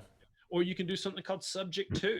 You know, um, they don't realize that an Airbnb is what I've learned over time. I mean, I bought a course And then I got in for, I think we spent about $5,000 total between the course and our first unit, but or something like that. But I now know that if I lost it all tomorrow, I can come in and start another Airbnb company for $0 because I can come in as a host and I can manage things and make 20% of profit, off of people. I can, if I'm going to start a lawn care company, we talk about this all the time. Uh, you can you borrow a lawnmower, a rake, and maybe a blower, or a weed eater, or something like that? All right, great. You got a car? You got a way that you can trunk you can put it into something? How can you borrow something, and get $20 in gas and turn that $20 in borrowed stuff into $200 that day? Same with painting, right? All you got to do is have a brush and the paint. And if someone buys the stuff and you do the labor, they just paid you for the labor, but that's enough for you to turn around the next day and do a little bit more, right? And buy a tool. So all these kind of ways to be successful coming from nothing. It does not take $10,000 in the special sauce, you know, to It get takes some started. special sauce. It takes special sauce, man. Courage, Okay. fortitude. Yeah. That's the special sauce. But sometimes that special sauce is you just happen to fall into it. That's what happened in North Carolina Yeah. when I was there. Yeah. And that's all that matters, right? Because I think you were doing roofing, right? So Yeah, okay. insurance Yeah. restoration. Yeah. And it just knowing what to do. So a lot of times businesses can start solely off of just the knowledge that you have.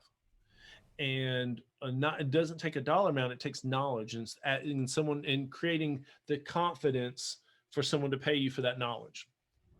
Yeah, I was the knowledge, and my ex-wife was like the inertia breaker. Hmm.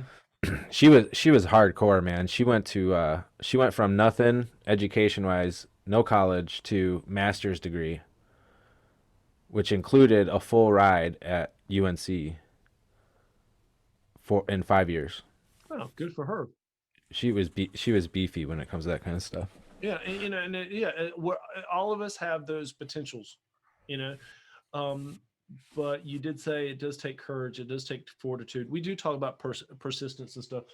I don't have week one, but week in front of me, I think I tossed it.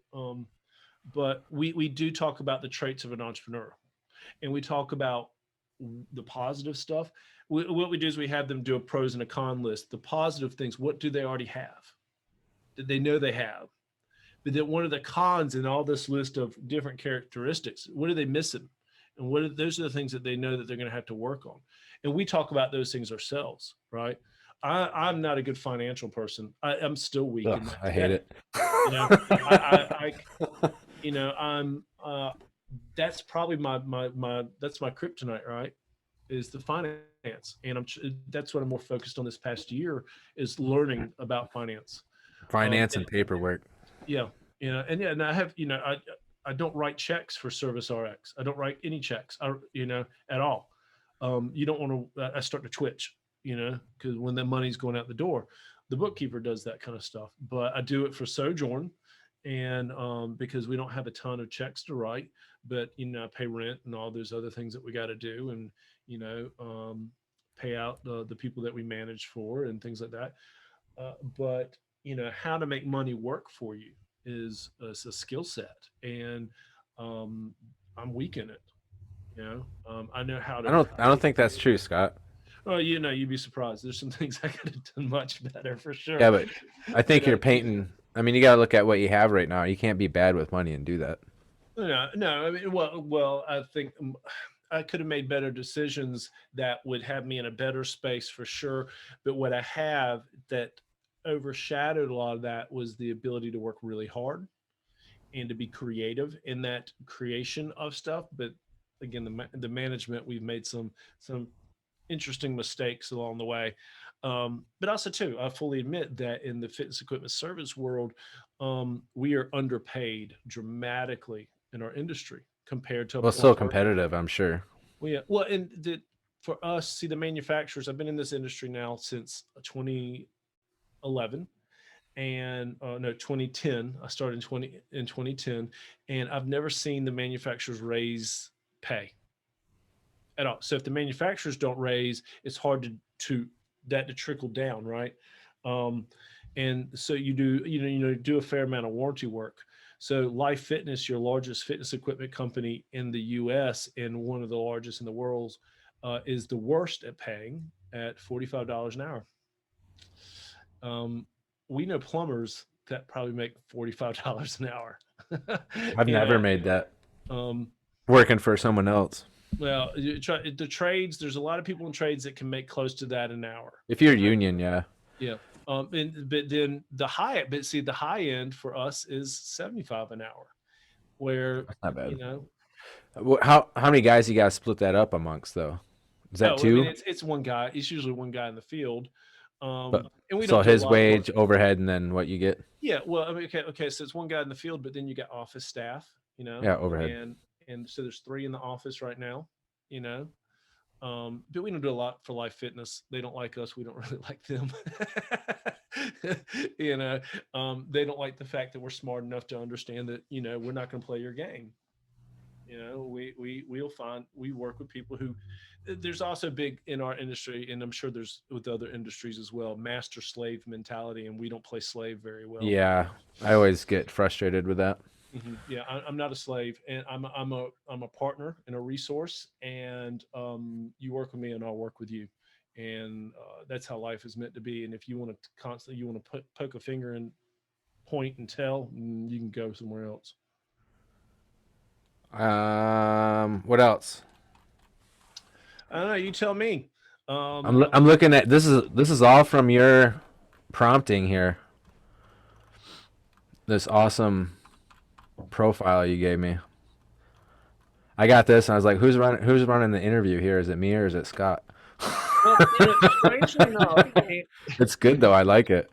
strangely enough, I didn't have time to participate. I suddenly got busy, but I signed up for this group on Facebook that taught you about becoming a professional podcast guest and making money with it. And I got set through like one or two webinar things, and then I got so busy. But that's one of the things they talked about. The best thing you do is give people subject matter to work with, Hmm. because that's called being a good guest. So that's what I did, and I Nice. built that, and it is what it is. And I at mean, least it's gone on for almost 2 hours now, so you must have done a good job. yeah, well, Time we'll flies, see. right? Yeah, we'll see how it all turns out at the end, right? No Um, way. I don't edit either. I just throw it all on there. Yep, there you go. I tried to when right before COVID hit, or maybe when COVID hit, I was gonna start a podcast called World Domination, because I was always hashtagging world domination, and it was based on the fact of doing the things that help you dominate your world. Um, and I realized that at the time, my laptop unfortunately did not want to handle the editing down of a Zoom file, because I bought my laptop for work. It's not designed to the even though it's a solid state drive, and it's a couple of years old, or whatever. It could not handle a video file that was an hour long or longer. You Hmm. know, it got angry with me. Um, and so yeah, I just said nah. Plus, I'm basically running two businesses in a lot of ways, and Time to there's get a some new one, probably. yeah, yeah, but it's doing the job. So it's COVID times. I'm not spending anything more than I have to.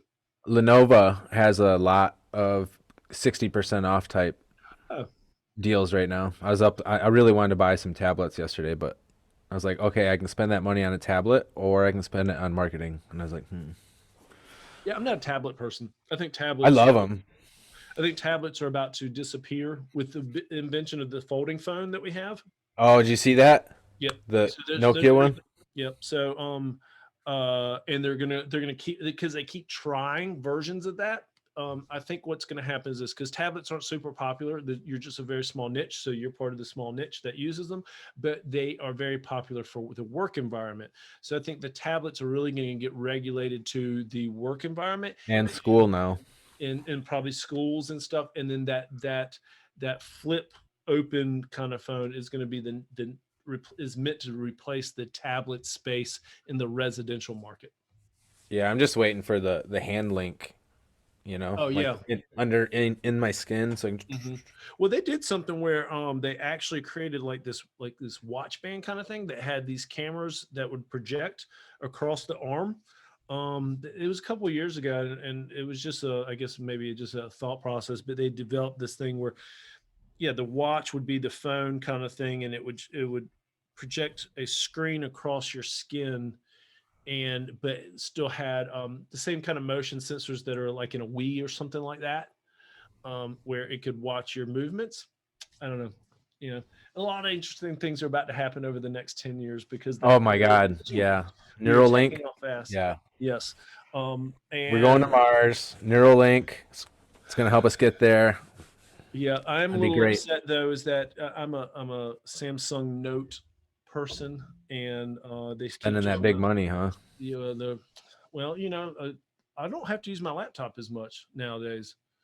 I can do a lot of things from a phone, and to me too, I'm a Note person because the Note really got built towards business mindset and the way it operates. And I think the vast majority of people just have a very expensive entertainment device, which mine is a wonderful entertainment device, and as in laying in bed and watching Netflix or whatever. Um, but it is very much a tool. Yeah. You know. Samsung's the only phone I'll buy, Yep. even if it's one of their cheap ones. Yep. Yeah. Like if they're, I would just rather have it. I would tell you though too that the Note 20 is not living up to what I sort of expected it to be. It's a Is little that the buggy. $1,200 one? Yeah, something like that. Yeah. It's a little, but it's got a little, it's a little buggy, How and much you pay for your computer? a lot less than my phone. They have like $700 computers that will totally handle Yeah. So your. I've learned one thing. I mean, mine's 2, maybe 3 years old now, and it was probably $600. And always with computers, you spend 600, and by the time you get the warranty and the this and that, you spend 1,000. You know, and they just get better. Oh, I you mean, get I have, warranties? I don't get warranties. yeah. Well, I do because yeah, if it dies tomorrow, I just want to go give me something. Um, yeah, I always get the warranty because I've had stuff start dying off on me. I've had issues in the past. If you want, you can email me that shit through the cloud. I'll do it. I got video editing. I got audio editing. I got all kinds of stuff. Well, again, now it's I'll down do it to as a favor. I appreciate it. It's now down to time for me, you know. And and I have a goal too. I have some real goals. I'm trying to dramatically work towards a laptop lifestyle. Um, Even though I keep doing things that are adverse to the laptop lifestyle, Like but I what? do, I do. Well, okay. So if we take on this 2,300 acres here in Southern Virginia, it's going to put me on around that property a lot for the next couple of years as it develops out, because it's so big that, one, you got to make sure that these homes come up to par and they are continuously rentable and things like. But two, we're taking this active farm and land and stuff, and we will be developing it into the same premise as a national forest would be, or national park, right? With trails and camping and all these little vignettes of space. There's others. I mean, so in creating, we've talked about putting a meeting house on top of one of the hills. So this property is in a town that's right at the base of the Blue Ridge Mountains. So you're in the foothills, and so you have these hills and rolling farmland and whatnot, and you're looking at the mountain range. Okay. And so again, we could put these meeting houses and other kind of stuff on top of one of the hills, so you can oversee the valleys and all this other kind of stuff. And that's just going to take a while if it takes off. We're waiting to hear back if our proposal was accepted. Um, I know that it was us and a couple, two, three other people. What's land like down there? Cost wise, Hmm. that just really depends. The vast majority of places uh, of any kind of urban, you're still, you're talking 15, 20,000 an acre and up, probably more. But you can get really rural, and you can still get cheap, 5 and 10 thousand for rural. But if you're like in Charlotte or in Raleigh or something, I mean, you could have a plot of land that goes for hundreds of thousands of dollars. If maybe certain areas, like part of Charlotte, in what they call Uptown, is the a section of Uptown was the busiest submarket in the U.S. at one time. So that It's land right really there, pretty. yeah, that land right there could, I don't know, did it go for 1 million an acre? I have no idea. It's not quite my thing. Well, I know here you can get like a cabin, 2-story cabin with maybe another house on it, Hmm. and maybe 90 acres, and that's like 140. Oh wow, that's super cheap. Yeah, it's super cheap. Hmm. Yeah, and so my mom passed away this year, and I got a little bit of money from that, and now I want to start investing, but as far as I want to start buying property, the hard part is being self-employed, and they actually just made the rules even harder. I waited just because I don't like people having to prove where money came from, so I waited the 2 month period, whatever it is, and so I actually called a lender the other day, and she's like, "Oh, well, you have to have 3 months of liquid money in your business." I was like, 3 months? It's COVID, lady. you know, I'm going payroll to payroll. I need a PPP loan right now as it is. You know, and I was like, ugh. So I think I'm actually. We talked about this before, me and my wife, and I might actually try to relook at flipping trailers. Um, Affordable housing is, you know, getting to be non-existent in a lot of places, and so you can go into trailer parks and buy either. Sometimes trailer parks will give you trailers as long as you're leaving them there and you're gonna renovate them. But let's just say you get a trailer for 5,000, you put 5-6,000 in it, and you do a rent to own. So you give someone a really good deal on price or whatever, and you can still take that trailer to 15 to 20,000 dollars. It's the fastest return. It's just same thing as a house. It's just not the same dollar amount. But I'm considering Well, doing they that. depreciate, don't they? Yeah, but see, but they always say rental. I mean, if you look at it as, oh, it needs to be a foundation and whatnot, it's not the same. You can't look at it as a house. You look at it as what it is, and it's a structure that they can own, and then all they got to do is pay like a lot rent, which whatever that is, and they have a place that they can call theirs. Yeah, I used to renovate RVs. Mhm. It's a lot easier and cheaper than you think. That was been another thing that we've talked about too is putting an RV, because you can buy an RV for next to cheap, right? I can pay Super, yeah. cash for an RV, and then I can get lot rent somewhere, and then you already got RVs at the beach and stuff that will already own a lot that already have the decks and everything built on them, or up in the mountains and they already did all that stuff, and we could afford to pay cash. And but I'm a little hesitant because if I would rather do a rent to own where I don't have to play landlord anymore. You just got to pay me. As long as you make your payments, we're good, because I can't be there to fix everything.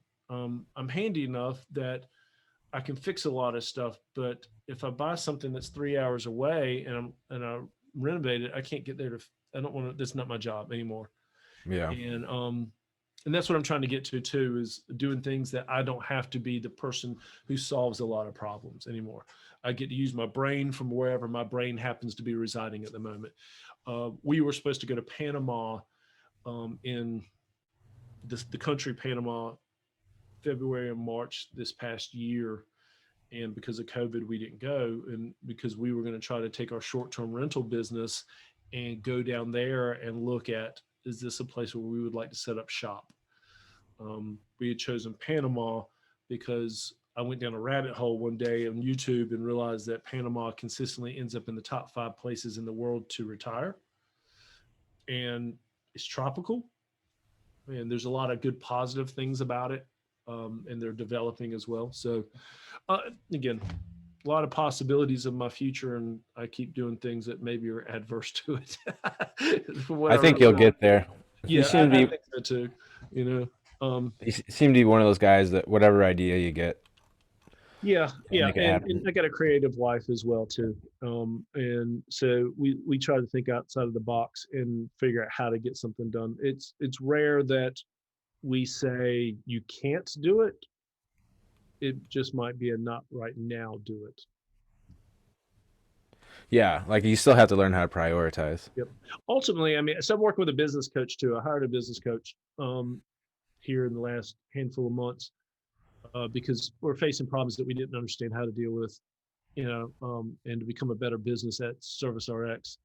And one of the things I put on my whiteboard, though, of my goals is to work 2 months and be off a whole month, and work 2 months and be off a whole month.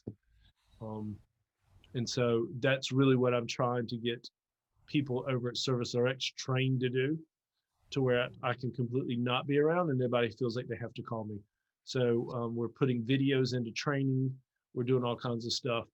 We're just focusing on getting all of our thoughts into training software. So if anybody has a question, you just go, did you go check that? you know, so that's pretty cool. Sounds like you guys are really on the edge of, the next big step. Like you're getting scalable. Like you're going to start doing So. leveled managing. Yeah. That's what I see. So. Leveled managerial. I'm taking my MBA right now. And so like, yeah, why I'm in it right now. Okay. So yeah, Gwen did hers. She got an MBA up at she did it online There you through go. Liberty University. I'm proud of her for doing that. She still values paid education. I don't know if I don't really. You know, it's pretty good. Well, It's yeah, not the information you get, it's the dedication, the discipline. Like you yeah, have to do a lot of stuff you don't want to do in school. yeah, and And by teaching yourself how to do that, that's really good. that's where I value education. I don't value the fact that our college system wants to do 2 years of general studies your very first year. Well, I just did 12. Why are we doing this again? So let's get down to brass tacks and let's improve our K through 12 system so that our colleges don't feel like that they need to retest us to see that we actually earned our way into the college, because me learning math or English again should not cost me 20 to 40,000, $50,000 a year. I just think that's asinine. Yeah, no, it was like my third or fourth math class in college before they finally got past where I was at in high school. Yeah, and Yeah, see, those numbers are huge. that just doesn't make any sense. I think we got all that backwards. And being an entrepreneur in spirit, I'm always thinking, well, there's a better way. That's my problem, right? I didn't make a good employee because I always had this mindset that there's a better way, even though I didn't have the knowledge to articulate what that was.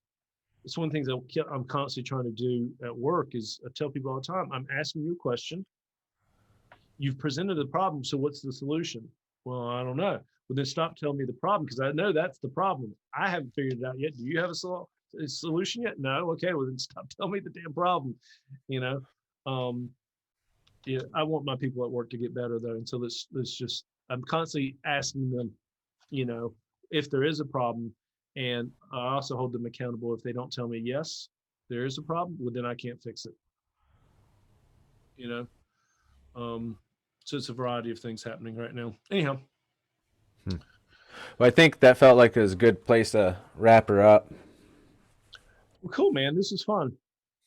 You can go watch Super Bowl. No, I just found out it was playing today. I had a guy come look at an office I'm renting out. He's like, "You watching the Super Bowl?" And I was like, "What? Is that today?" He's like, "Yeah, Brady made it." I'm like, "Shut up. Brady did Yep. not take Tampa there." He's like, "Yup." Yes, he I'm did. like, "No." And that's why I'm watching because that to me is it's inspiring, right? Dude, that guy is a beast. I don't watch football all year. If I do, it's just because I don't have regular TV at my house, and but to know that you go from 6 out of 10 times you win the Super Bowl, you leave your team, you're the oldest player in the league. I think still the oldest. Your old teammate who retired comes out of retirement to join you in Florida. You take a team that was not prepared to get to the Super Bowl, and that's the power of one, belief that you can. So he inspired them that they can, and two, leadership. In your very first year, there was no building. It was we did, and even if he loses tonight, it doesn't matter. It's that they got there, And I really understood the power of belief and leadership and possibility when I watched him in the Super Bowl where he was down, what was it, 28 points a couple of years Oh, ago. against Atlanta. Yeah, and he comes out of halftime, and he comes out of halftime and wins the game. You know, It was so funny to watch the Atlanta's face, like the Atlanta Hawks. He was there with his wife, and they showed him like grabbing her hmm hand and like the more it went on, the more her hand turned like bright white so because he was squeezing it so hard. yeah. So I'm gonna take my happy butt upstairs and I bought a recently bought a powered HD antenna just to try it because of that 2,300 acres in the middle of nowhere. So, while we will not have many TVs on the property, what are options? I bought a powered antenna just to try and having to plug it up, and I think I'll be able to watch the game. Anyhow, that's what I'm doing. Cool. Well, do you have any? Oh, I know what it is. I forgot. Wisdom bombs. Ugh, I don't know if you'll If get any. you, if you, okay, hang on. If you knew you were dying tomorrow, what's the one thing you would tell your son or your wife or the next generation? The one thing. What would you tell them? What would you pass on? Um, it all starts with your attitude. It's your the belief that you have of what you can do in 1 year. You're usually overshooting, but you always undershoot what you can do in 10 years. And so that's where most people fail, because in that first year is motivation is usually the factor, and persistence is the tenure, and understanding that you can do anything you can't do anything you want. I'm sorry, there's been 45 presidents, 46, whatever we're at now, right? You know what I mean? But the things that you can accomplish in that time period is phenomenal. Maybe you're not going to walk on the moon, but what can you do? It's just all in your attitude. Stop telling me how you can't. Tell me how you can.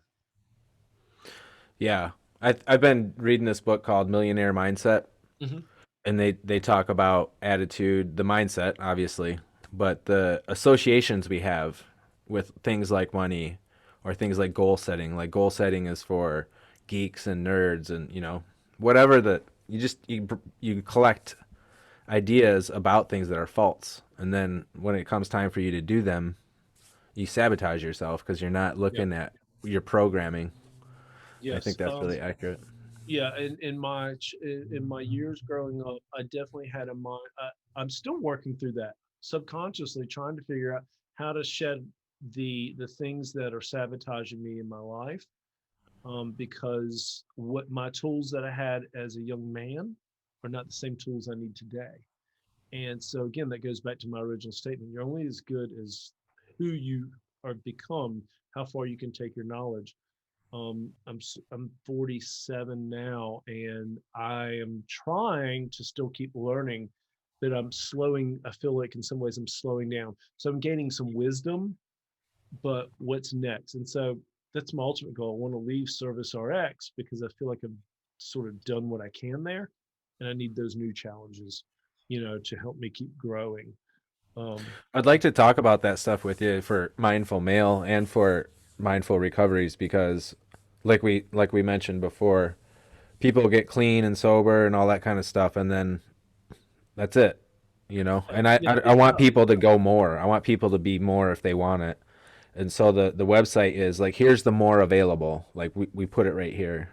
I'm still realizing that coming in on 14 years of sobriety, it'll be 14 years in April, and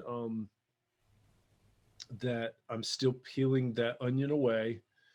I'm still remembering things that I did that I could do better.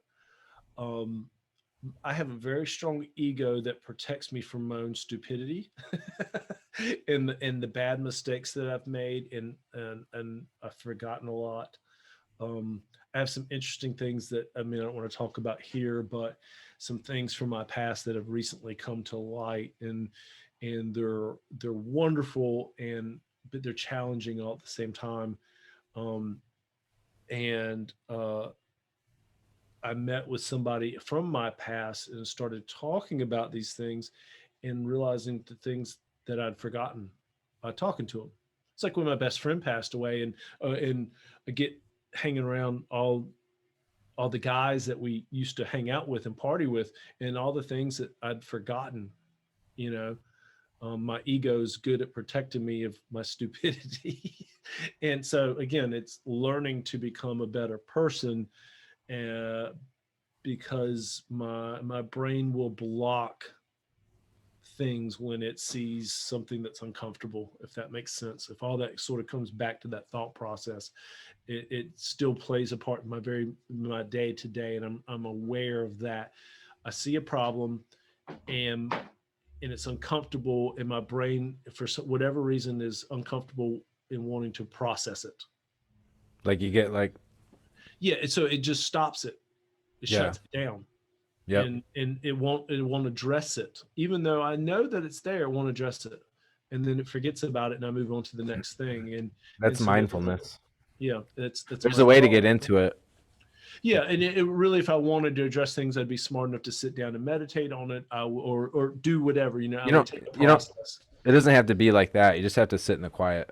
Yeah, well, that's what I'm saying. And It's like, just get real with it. so You know.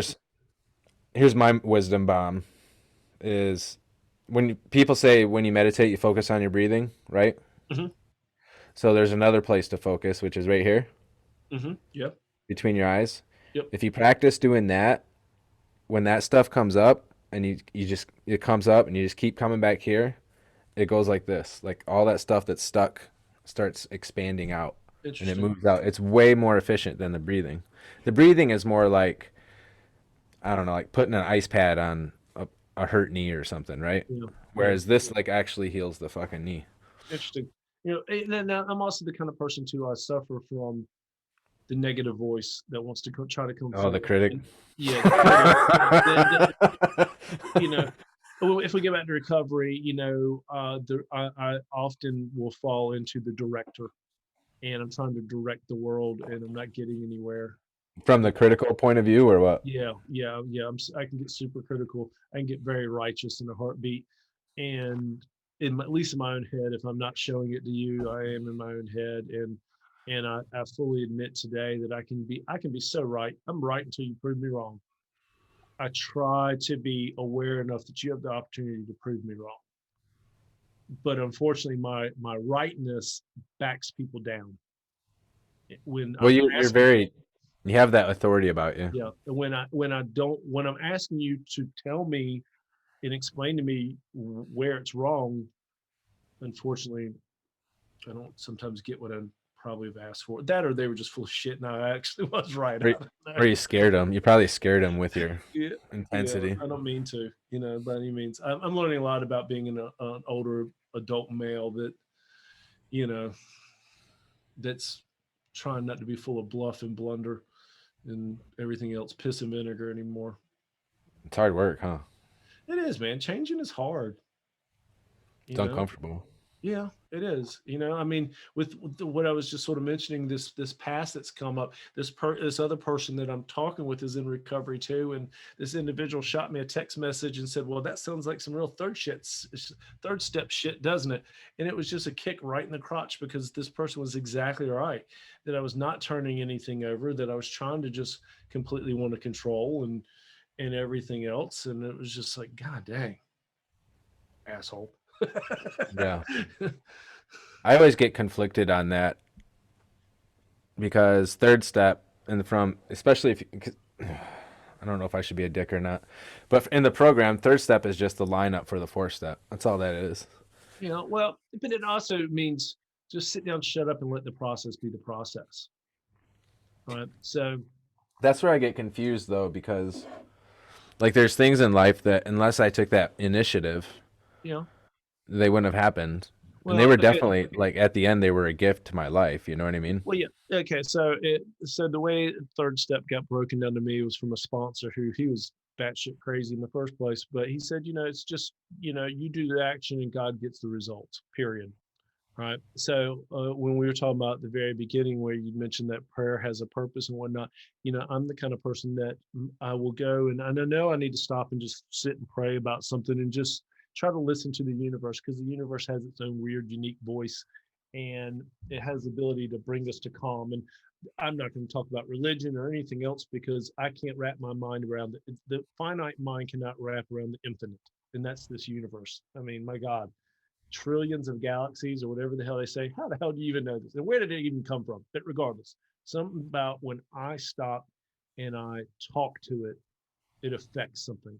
That my brain, I will literally go, I need to stop and talk, and I need to try to pray about this, and my brain will shut off. Like it won't. I can't articulate what I want. That's what I need to do. Is Was I that need to is that what you pray though? Do you pray that when you say that? I sometimes just get stuck No, and so go, like you go to pray and you're like, it stops. it just stops. Yeah, it's And then you just can like, be like, hey God, it just stopped. Can you help me? yeah. Well, no, see, I'm not smart enough to do that yet. you know, I mean, it's like literally, I go, here's the problem, and then there's a wall, and before I can, and I don't know what it is, and Hmm. it will show up, and it's not all the time, but it's a lot, and it just depends on how busy and how crazy life is, and what the problem is, and the fact that I can't just simply go, God, help me have courage in this moment, help me to, you know, because often, and I think what it is often what I'm asking for feels so selfish that I've been told so much of my life not to be selfish. And for the last almost 14 years of recovery, I'm being told not to be selfish, even though there actually is a time to be selfish, you Well, know? you know, there's no such thing as a selfless act. Yeah. Well, yeah, I know. Yeah, exactly. See, and so if we get philosophical, it makes it even harder, right? Because the reality is that we're these deep, complex human beings. But in the great wisdom of the wonderful Mr. Rogers, uh, we are meant to be, you know, deep and simple, not shallow and complex. And often I get stuck in shallow and complex. But if I can let it be simple, it gets deep and simple, and I can get into the moments.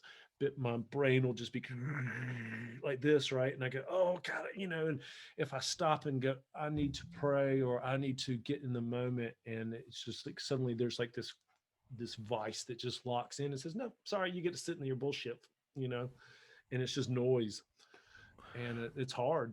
Um, it doesn't matter. And two, I think sometimes too, you can almost have too. So there's almost a point of too much knowledge on the subject that and your intelligence gets in the way. You sort of alluded to Yeah. that, right? Your intelligence gets in the way of being deep and simple. I have a lot of brain. I have to acknowledge that, but I have to acknowledge also that it's not going to get me wherever I want to go. Like it's Exactly. it's a good tool. It's a good Yeah. tool, but it's not the end. And it doesn't know how to get out of the way when you want it to get out of the way. Mm-mm. No, I've learned to detach and watch it. Yeah. I've had to do that. I've had moments where in life where I'm much better at that. And then I have moments where I'm fully in the head and not in the heart, and I can't get back to the heart. And the smart person would remember the things that he used to do. Like when I was incarcerated, there was a men's yoga group that would meet on Monday nights, and we'd do about 20, 30 minutes of yoga, and then we would meditate for 20, 30 minutes, right? And that was the most powerful thing I'd ever done in my life. And I know that that tool still works. Problem is I don't use it, and we just talked about it, and I still won't go use it. You know, I've recently talked about, so you have what is it, DDP yoga, Diamond Dallas Page yoga, or whatever, which is a different version. Yeah, it's just a more masculine way to talk about yoga. But No, they have 12-step yoga. oh, do they? See, I'd never heard of that. But regardless, you know what I mean. So there's all these things that I know what tools there are. It's just a matter of my intelligence level wanting to use them. So you're just basically what you're saying is you're deciding to be stuck and so you can complain about it. Is what you're Yeah, saying. yeah, pretty much. Yeah, yeah. I mean, that's the truth. We like our problems. I mean, that's what we do. Yeah, and it's because, and I don't know why. So I remember I was going to a church and a pastor said that it's like a baby sitting in there and shit, right? It's you can't pull them out. You have to teach a child to you have to potty train a child, and once you've potty trained them, then they suddenly it's no longer comfortable. But until you get a potty trained, they're more than willing to pee and poop in their pants. So I'm still going through potty training in different aspects of my life, I guess, is the reality. There's certain things I'm the smartest thing in the world when it comes to certain aspects of my life, which is dangerous in itself. But at the same time, too, there's many things that I'm still an infant, 47-year-old infant who likes to think he knows it all. And that is not the case. Wait, we're brothers then because I'm a child myself. Yeah. I mean, it gets me into trouble all the time, and I act like an infant. So most of my mornings, I have a morning routine that has to be very important. That's what I teach inmates to entrepreneurs, though. When I get into it, and a lot of times I take inmates like a recovery meeting. There's a meet. We don't do a meeting before the meeting because everybody's coming in, but I stay afterwards online and we'll talk. And I make sure that we can address any issues. And that's usually where we get to talk about what you were talking about earlier is fear and other stuff. And I talk about routines. My routine is I get up in the morning, I make coffee, I will feed the dogs. But even before I even will feed the dogs, depending if it's 4 a.m. or 5 a.m., you know, or 6, by the way, I don't set an alarm anymore. I just wake up. At 6? I just wake up. Sometimes that's 4 a.m. and sometimes that can be 8 a.m. I just get up. It's probably the best thing I ever did for myself. But I'm blessed to have that opportunity because I'm not somebody's employee, you know. But I tend to be up between 5 and 6:30 on average. But some mornings it's early. It just depends. All right. And also too, I'm the kind of person that I will come up out of a I'll come to the top of that dream cycle and my brain will start and I'll wake up in a thought process. Um, And so, but anyhow, I get up in the morning and my routines are often built in something that is mindful growth. And it could be as simple as I'm sitting at the kitchen table, staring out the kitchen windows into the backyard, watching the world come alive, and I'm listening to jazz, or it could be that I'm listening to John Maxwell and something on leadership, or it could be, I'm listening to a book on tape. Did you listen to Jocko? I like him. He can be a He's little, hardcore, man. yeah, he can be a little hardcore at that time of the morning. Um, Wake you up though. yeah, Black coffee. yeah. There's a variety of choices. I I need to be uplifted because it's iffy on what side of the bed I wake up, and I have a very strong negative. I've developed this very strong negative voice over the years that when I get up, I'm not a happy camper. So I control my environment in the mornings. I do my best to stay out of emails and certain, or if I do look, if it's negative, I will not touch it. I come back to it later. Did you ever If hear about your shadow? uh-uh. The I've seen it shadow? a couple times, but I've never heard about it. Never The spoken to Jungian concept of the shadow? it. Are you gonna like me, or are you just gonna leave it there? I'll let you look into it. Okay, so hold on. Well, okay, so I'm not articulate enough to talk no, you, about it the way you other said people can. union. Yeah, Jung. J Carl U Jung. Carl N. Jung. Oh, Shadow. okay, shadow. All right, I'll look You that can up. you can do shadow work. Okay. I'll pull up some stuff. It's just you're in a data collection. I just wanted to give you the idea, see if it sounded interesting to you. It Yeah, wasn't a suggestion. It no, was no, it was like a sales pitch to like see. no. I've worn out a lot of things that I do. You know, I went through a period where I'd get up in the mornings and I'd listen to chill hop in the morning. So it was upbeat, but it was mellow at the same time too. I'm always looking for something to intrigue my brain and get it engaged in a positive way before the day creeps in and someone throws a problem on my plate. Well, part of the shadow is it's not about running away from the pain. It's about running into it. So the obstacle is the way. Like the fear, right? Like face everything and Yep. rise. Yep. Yeah. So, have you ever read the book "The Obstacle Is the Way" by? No, I'll probably get it now though. Um, I can see the cover. It's it's based on Marcus Aurelius. I can't remember who the guy is who wrote the book though. I'll find it. Yep. Is it It's is it old school or is it new? no, well, it's relatively new, the last 10 Is it years. like an interpretation of Aurelius? Yeah, something like that. Yeah, it's a good I book. liked Aurelius. He's got a good meditation book. Yeah, He's it's all very about stoic. yeah, it's based in stoicism and whatnot. So I'm an audiobook person. If I read, I tend to fall asleep. So I'll get up and I'll listen, or I'll go to the gym and I got it in my ears, um, and whatnot. And so I'm trying to do that kind of stuff in the morning too, where I go to the gym before I get engaged at work. So a lot of times my work day does not start till about 10 a.m. But and then, you know, it could go late, it could not. Again, I'm trying to control the amount of hours, and I'm blessed to have that.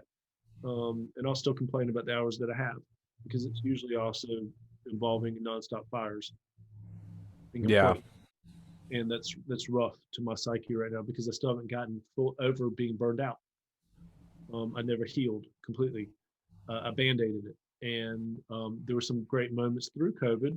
I mean, if you did you, I don't know if you noticed this, but because the lack of traffic and stuff, and I don't know, and I know you're in the PA area now, and I don't know if you were in California or wherever through some of that, but the sky got much bluer like a kid than when we were kids and how blue that sky was. There was moments when traffic had really died down, at least here in North Carolina. It was like, wow, the sky is just so rich. And I was able to start healing through some of that, but then, then I had to get busy and start solving problems again. I hadn't been mentally ready. So anyhow, variety of different things. That was, hey, I thought we were supposed to end this thing. What happened? I know, right? It's still Okay. good stuff though. This is a good sign. It means it's a good deal, right? Yeah, yeah. So, It's but like yeah, Joe Rogan. yeah, yeah. I know. Joe's smart enough to go. Okay, we're done. That Unless man, it's Alex Jones. it's amazing too that Joe will talk. He does multiple podcasts in a day at times. So he will do 6, 7 hours in a seat talking. God bless him. I mean, he makes things look so easy. You know. Well, did you ever listen to his first ones? No, I They're have. so bad. Yeah, They're so bad. yeah. I've seen clips, and because it was just him hanging out talking with buddies after a Yeah. show. You know, But you know what? Like him leaving those up there for people to see was really helpful because it's like, oh, like here's the best podcaster maybe in the world. Like, got to be close. And this is what he looked like when he started, and he kept going, and he still got success. So like, I'm gonna fucking do it. yeah. Some of the most interesting stuff here recently has been his conversations with Adam Curry. Um, Adam Curry was the VJ on MTV. I don't know who that is. Okay. So Adam Curry. What's So MTV? Adam Curry is they call, and Joe Rogan says this. He was the godfather of podcasting. Um, and stuff said that, and I've been appreciative. I appreciate Joe for the simple fact of some people want to give him shit and whatnot, but the variety of guests, I get tired of some of the comedians at times, but the people that he's been able to have in that chair and give them a platform to discuss something and being able to discuss sometimes even extremely hard topics without judgment. He's helped some people. I mean, I've seen him because his stance on vegan versus meat is pretty strong, and he's gotten a little carried away at times, but I still appreciate his ability to still not flip flop on either side of a subject often, but he will openly play devil's advocate at times as well, just to tease out the subject, and that's good too. So I've seen him do it with Candace Owens. That's the only time I've seen him do it. she's the black chick, right? Yeah, Um, yeah, real attractive. yeah, she's conservative black chick, right? Hmm. Yeah, I've watched a couple of her things, and I'm like, oh wow, she's actually got an interesting voice. She's not wrong on everything. No, she's no, not at all. And the same thing with Ben Shapiro. And then I've sat down and watched Ben Shapiro stuff. His interviews with Ben Shapiro have been great, because all I knew of Ben Shapiro when I got introduced to him through Rogan, all I knew about him was what people said about his interview process. Because he is a pit bull, he's a shark. He'll go after you in a heartbeat because he's hyper intelligent. Shapiro. Yeah. Yeah. He's very intelligent, and he will stick to a fact when most people cannot stick to a fact. And so he will hold you accountable in that space for what his belief system is. And so I've watched his podcast as well, and I realized, wow, he's actually pretty on spot on, because again, I'm a middle kind of the road person, so I understand very conservative, conservative points of view, and I can understand very liberal points of view. I just feel like we need to be somewhere closer to the middle, for a healthier society. And so when I hear good thought processes, and it doesn't matter if am on that side, when you can articulate it, it helps me. Most people, that's the hard part, is they can't articulate well their thought process. I have a hard time doing that, but I appreciate those who can. Joe does that well. A lot of his guests that he gets can do that well. But again, Ben Shapiro, Jocko can do that as well too when it comes to the thought process of leadership and whatnot. He's really good. Yeah, I like Um, Jocko a lot. Andy Frisella can too, but he's screaming it at you, and it's very beat it into you these days, and I can only take that in bits and pieces. Um, There's there's a movement that you might be interested in called Unity 2024, and it was by Brett Weinstein. yeah, I He did got once. he got shut down on Twitter for it for some reason. Really. So I But like the fact. his ticket was Crenshaw and Gabbard for 2024. So I like Brett Weinstein because he's thinking around the problems, and from all aspects, and from the psychological, teasing out the psychological effects of us as human beings, and how we are. And it's the same thing as Neil deGrasse Tyson teases out the effects of every portion of the in astrology. I dig oh shoot, he's just escaped me. The Canadian um Peterson. like, yeah, Jordan Peterson. I dig the fact that he's not backing off the fact that this is just psychology. And like when he talks about feminism, he's like, look, you can say this and this and this, but the fact is there's more engineers because of psychology of human beings, and there's more this here, and there's more. It The hard part I have with Peterson is he uses words that I don't use, and I have to sometimes stop and look at what he just said. you know because he's got He's a very. eccentric. Yes, he is, and he uses words in ways that I've not heard. He uses words I don't understand. They're very academic, and but I appreciate what he says, because he's not trying to get on either side of the subject. He's trying to say this is just the psychological fact that we understand about human beings, and that you do you however you need to do. But if you ask me the question, this is my answer. He's got a really good program called Life Authoring. Okay, I have to check that out too.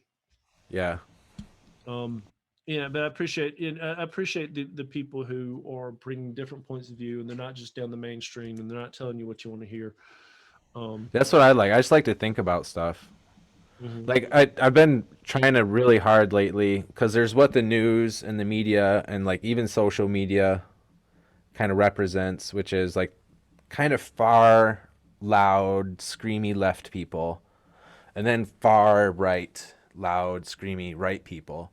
But really, I think most Americans are more moderate to the center, right? I think you're But for correct. some reason, these loud, screamy ones are getting all the power because if you piss them off, then they go get you fired, and it's like all this bullshit. And so I've been trying to just realize that just because they're red or blue doesn't mean they're anything good or bad. I It's could the care less. extremes that are Yeah, dangerous. I just care that you're not an asshole. But if I you don't have, care about that even. well, I mean, if someone wants to come and talk to me and act like an asshole continuously, there's where my problem lies. I don't care if you're red, green, blue, fat, yellow, brown, male, female, transgender, whatever. Just come be a decent person around me, and then let's have, and then let's just try to get to the same place together. But let's not forget the fact that yes, we do have to try to help our society, but we also got to protect the eggs all at the same time. And so that we seem to be at such a torn spot that, and again, it goes back to the movie The Social Dilemma, right? It taught us so much about the fact that you're often fed so much of society is fed one voice, you know. And it's It, by design, that's what's yes. scary. Hmm. Yep. I'm a. It's going to get weird. I mean, the population is a real issue. I think. I'm pretty sure the smartest people in the world got it figured out what population we'll get to before we're actually in trouble, as far as running out of resources and capacity to maintain. So it wouldn't surprise me if they have that on a timeline and they're What starting to make preparations for it. I feel like Joe Rogan just actually had someone. I just saw something about that. Um, and the interesting part is the U.S. population is starting to decline, but unfortunately, other countries are inclining. You know, at the same time too. So it's a variety. So my children, the children of our age group are having less children, and so and that is going to tease out in some ways. The conversation was around what the Earth can handle, but also how it also affects long term economically. I feel like it's Joe Rogan. It might have just been a YouTube video I watched. No, Um, it's going to get weird. I don't think anyone knows for sure what's going to happen, but I like you've heard of the Georgia Guidestones. mm-mm. That's kind of for right now. I'll probably get slack on the or some heat on this later, but right now that's my closest philosophy for like our species. I never heard of it.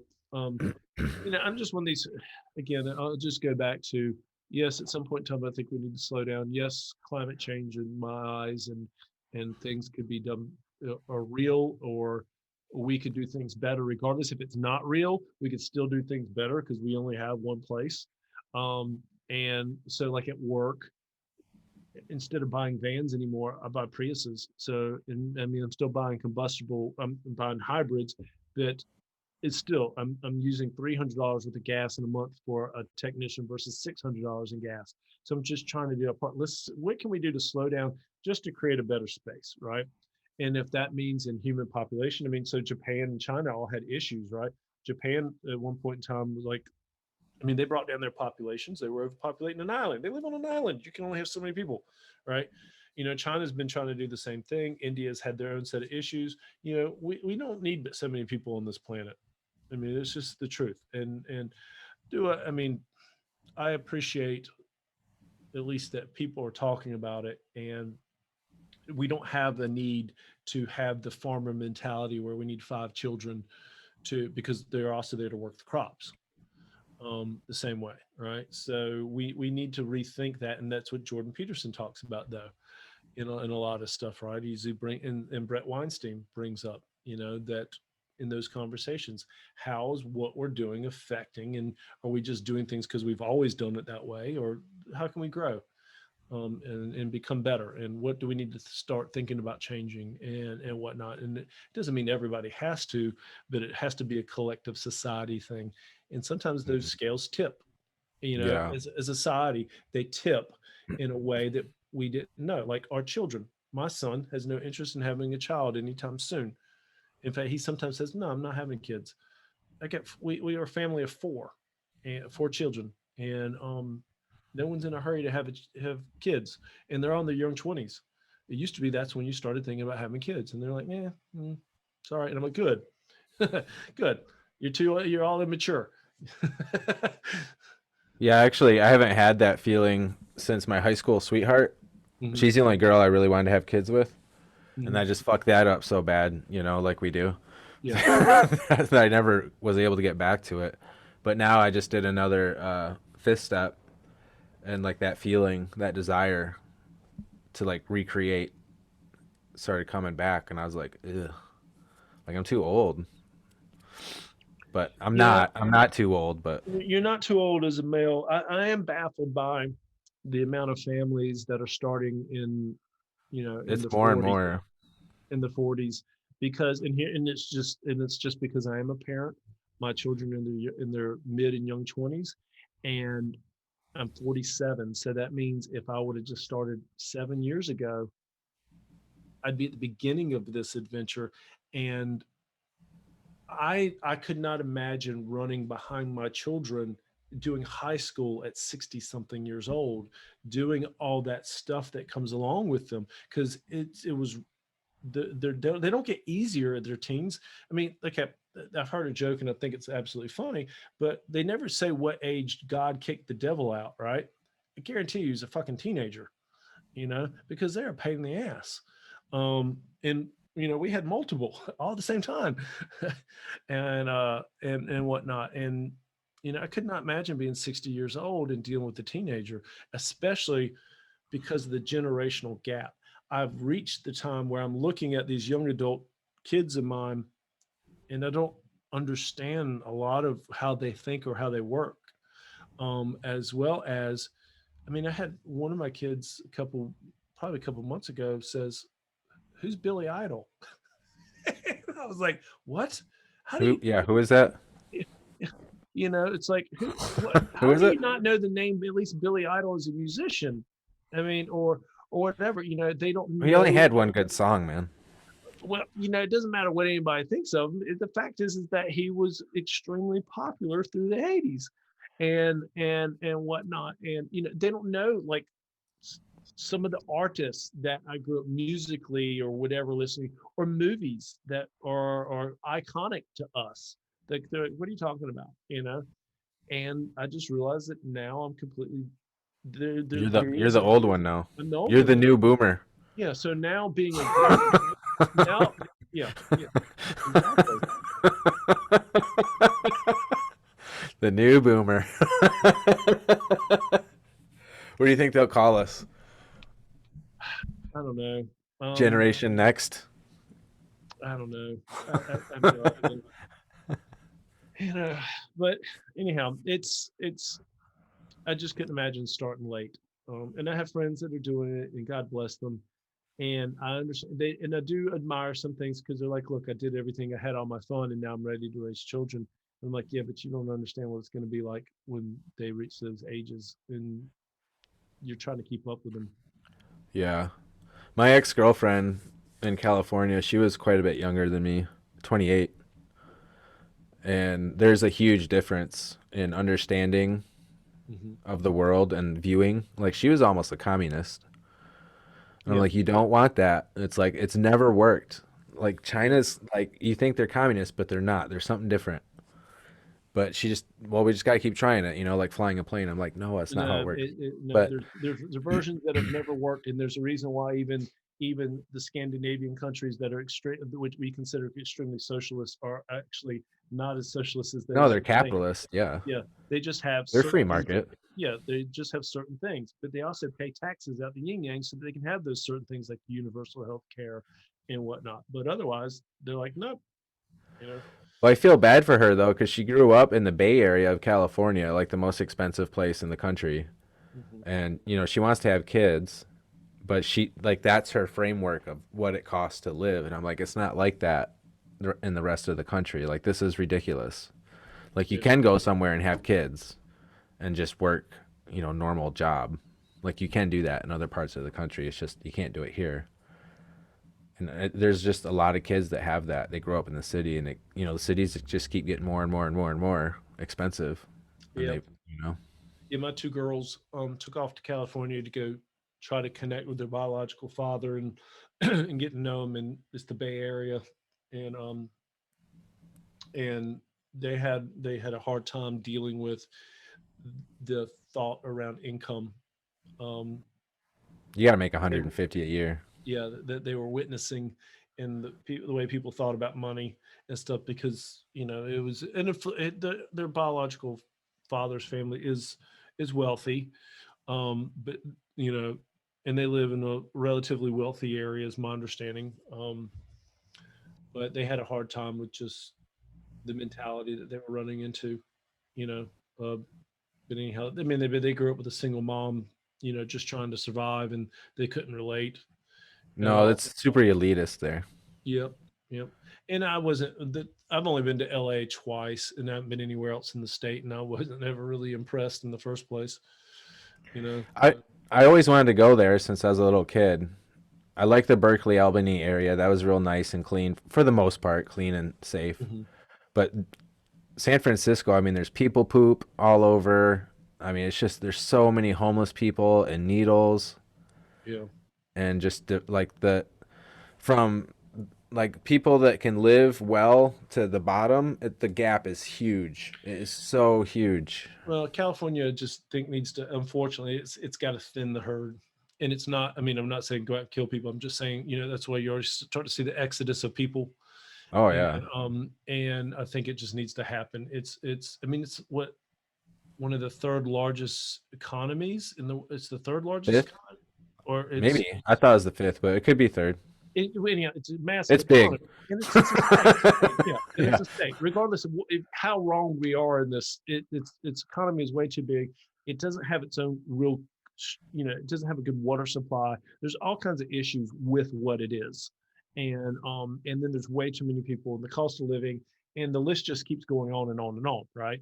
I mean, and taxing the hell out of people in the process because of what it takes to make that state work, and then it's failing all at the same time because then with the gap that we talked about, and just you can start keep adding to the list, and at some point in time that list, the cons overweigh all the pros of the nice climate that it has,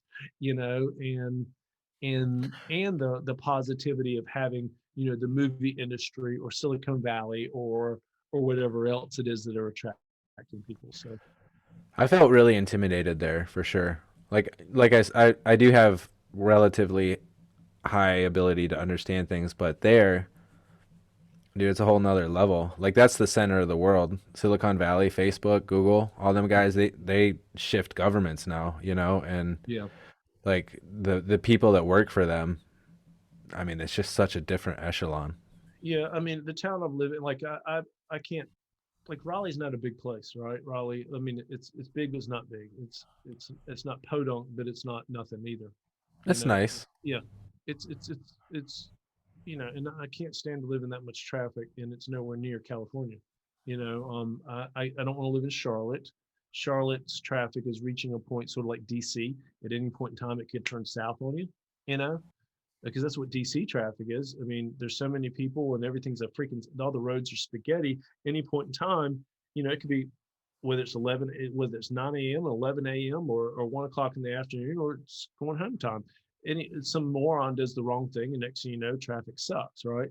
And that's how California was. It was like it, I went out there, and one of my kids came down from San Francisco and visited. We drove out to the ocean, which was a 15-minute ride to get out there, but it was like 2:30 in the afternoon. I said, "Oh, we need to get back before traffic hits."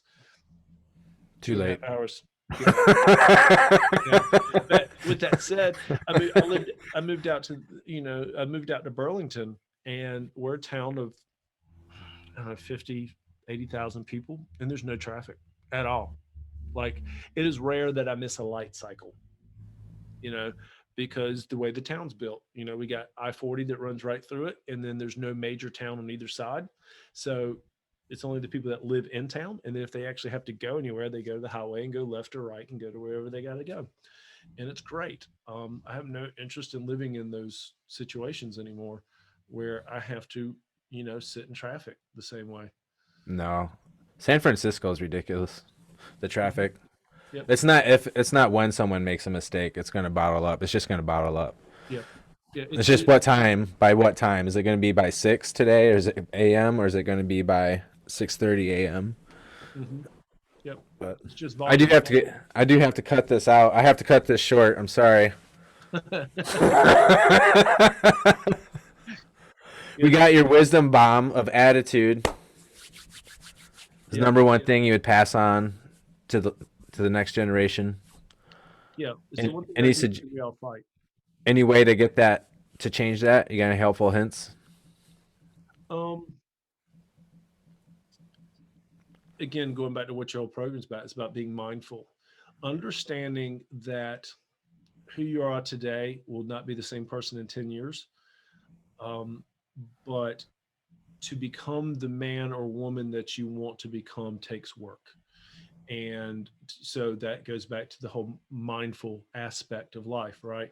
Is you have to understand that it's not given, it's usually got to get learned.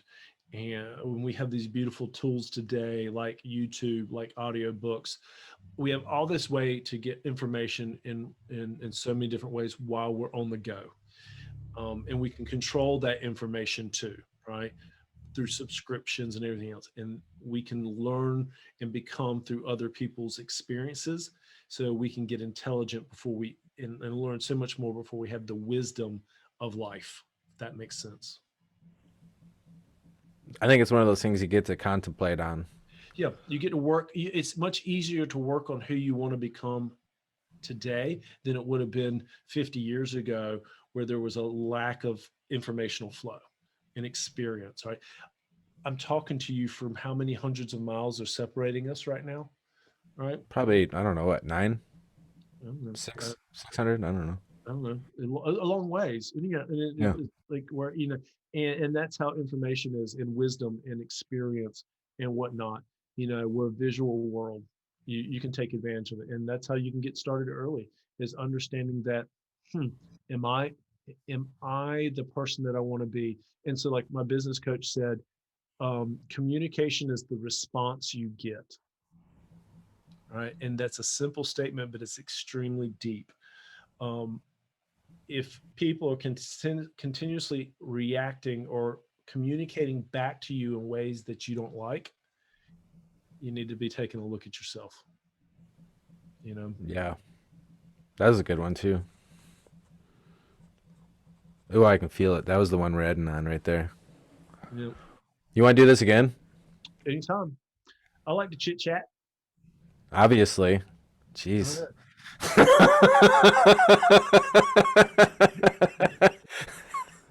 You need to stop talking to me because we'll keep going. My We'll wife just says this all the okay. time. She All can't right. get me out of the room. Go watch some football. All right, dude. Man, you have a good night. All right. See ya. All right.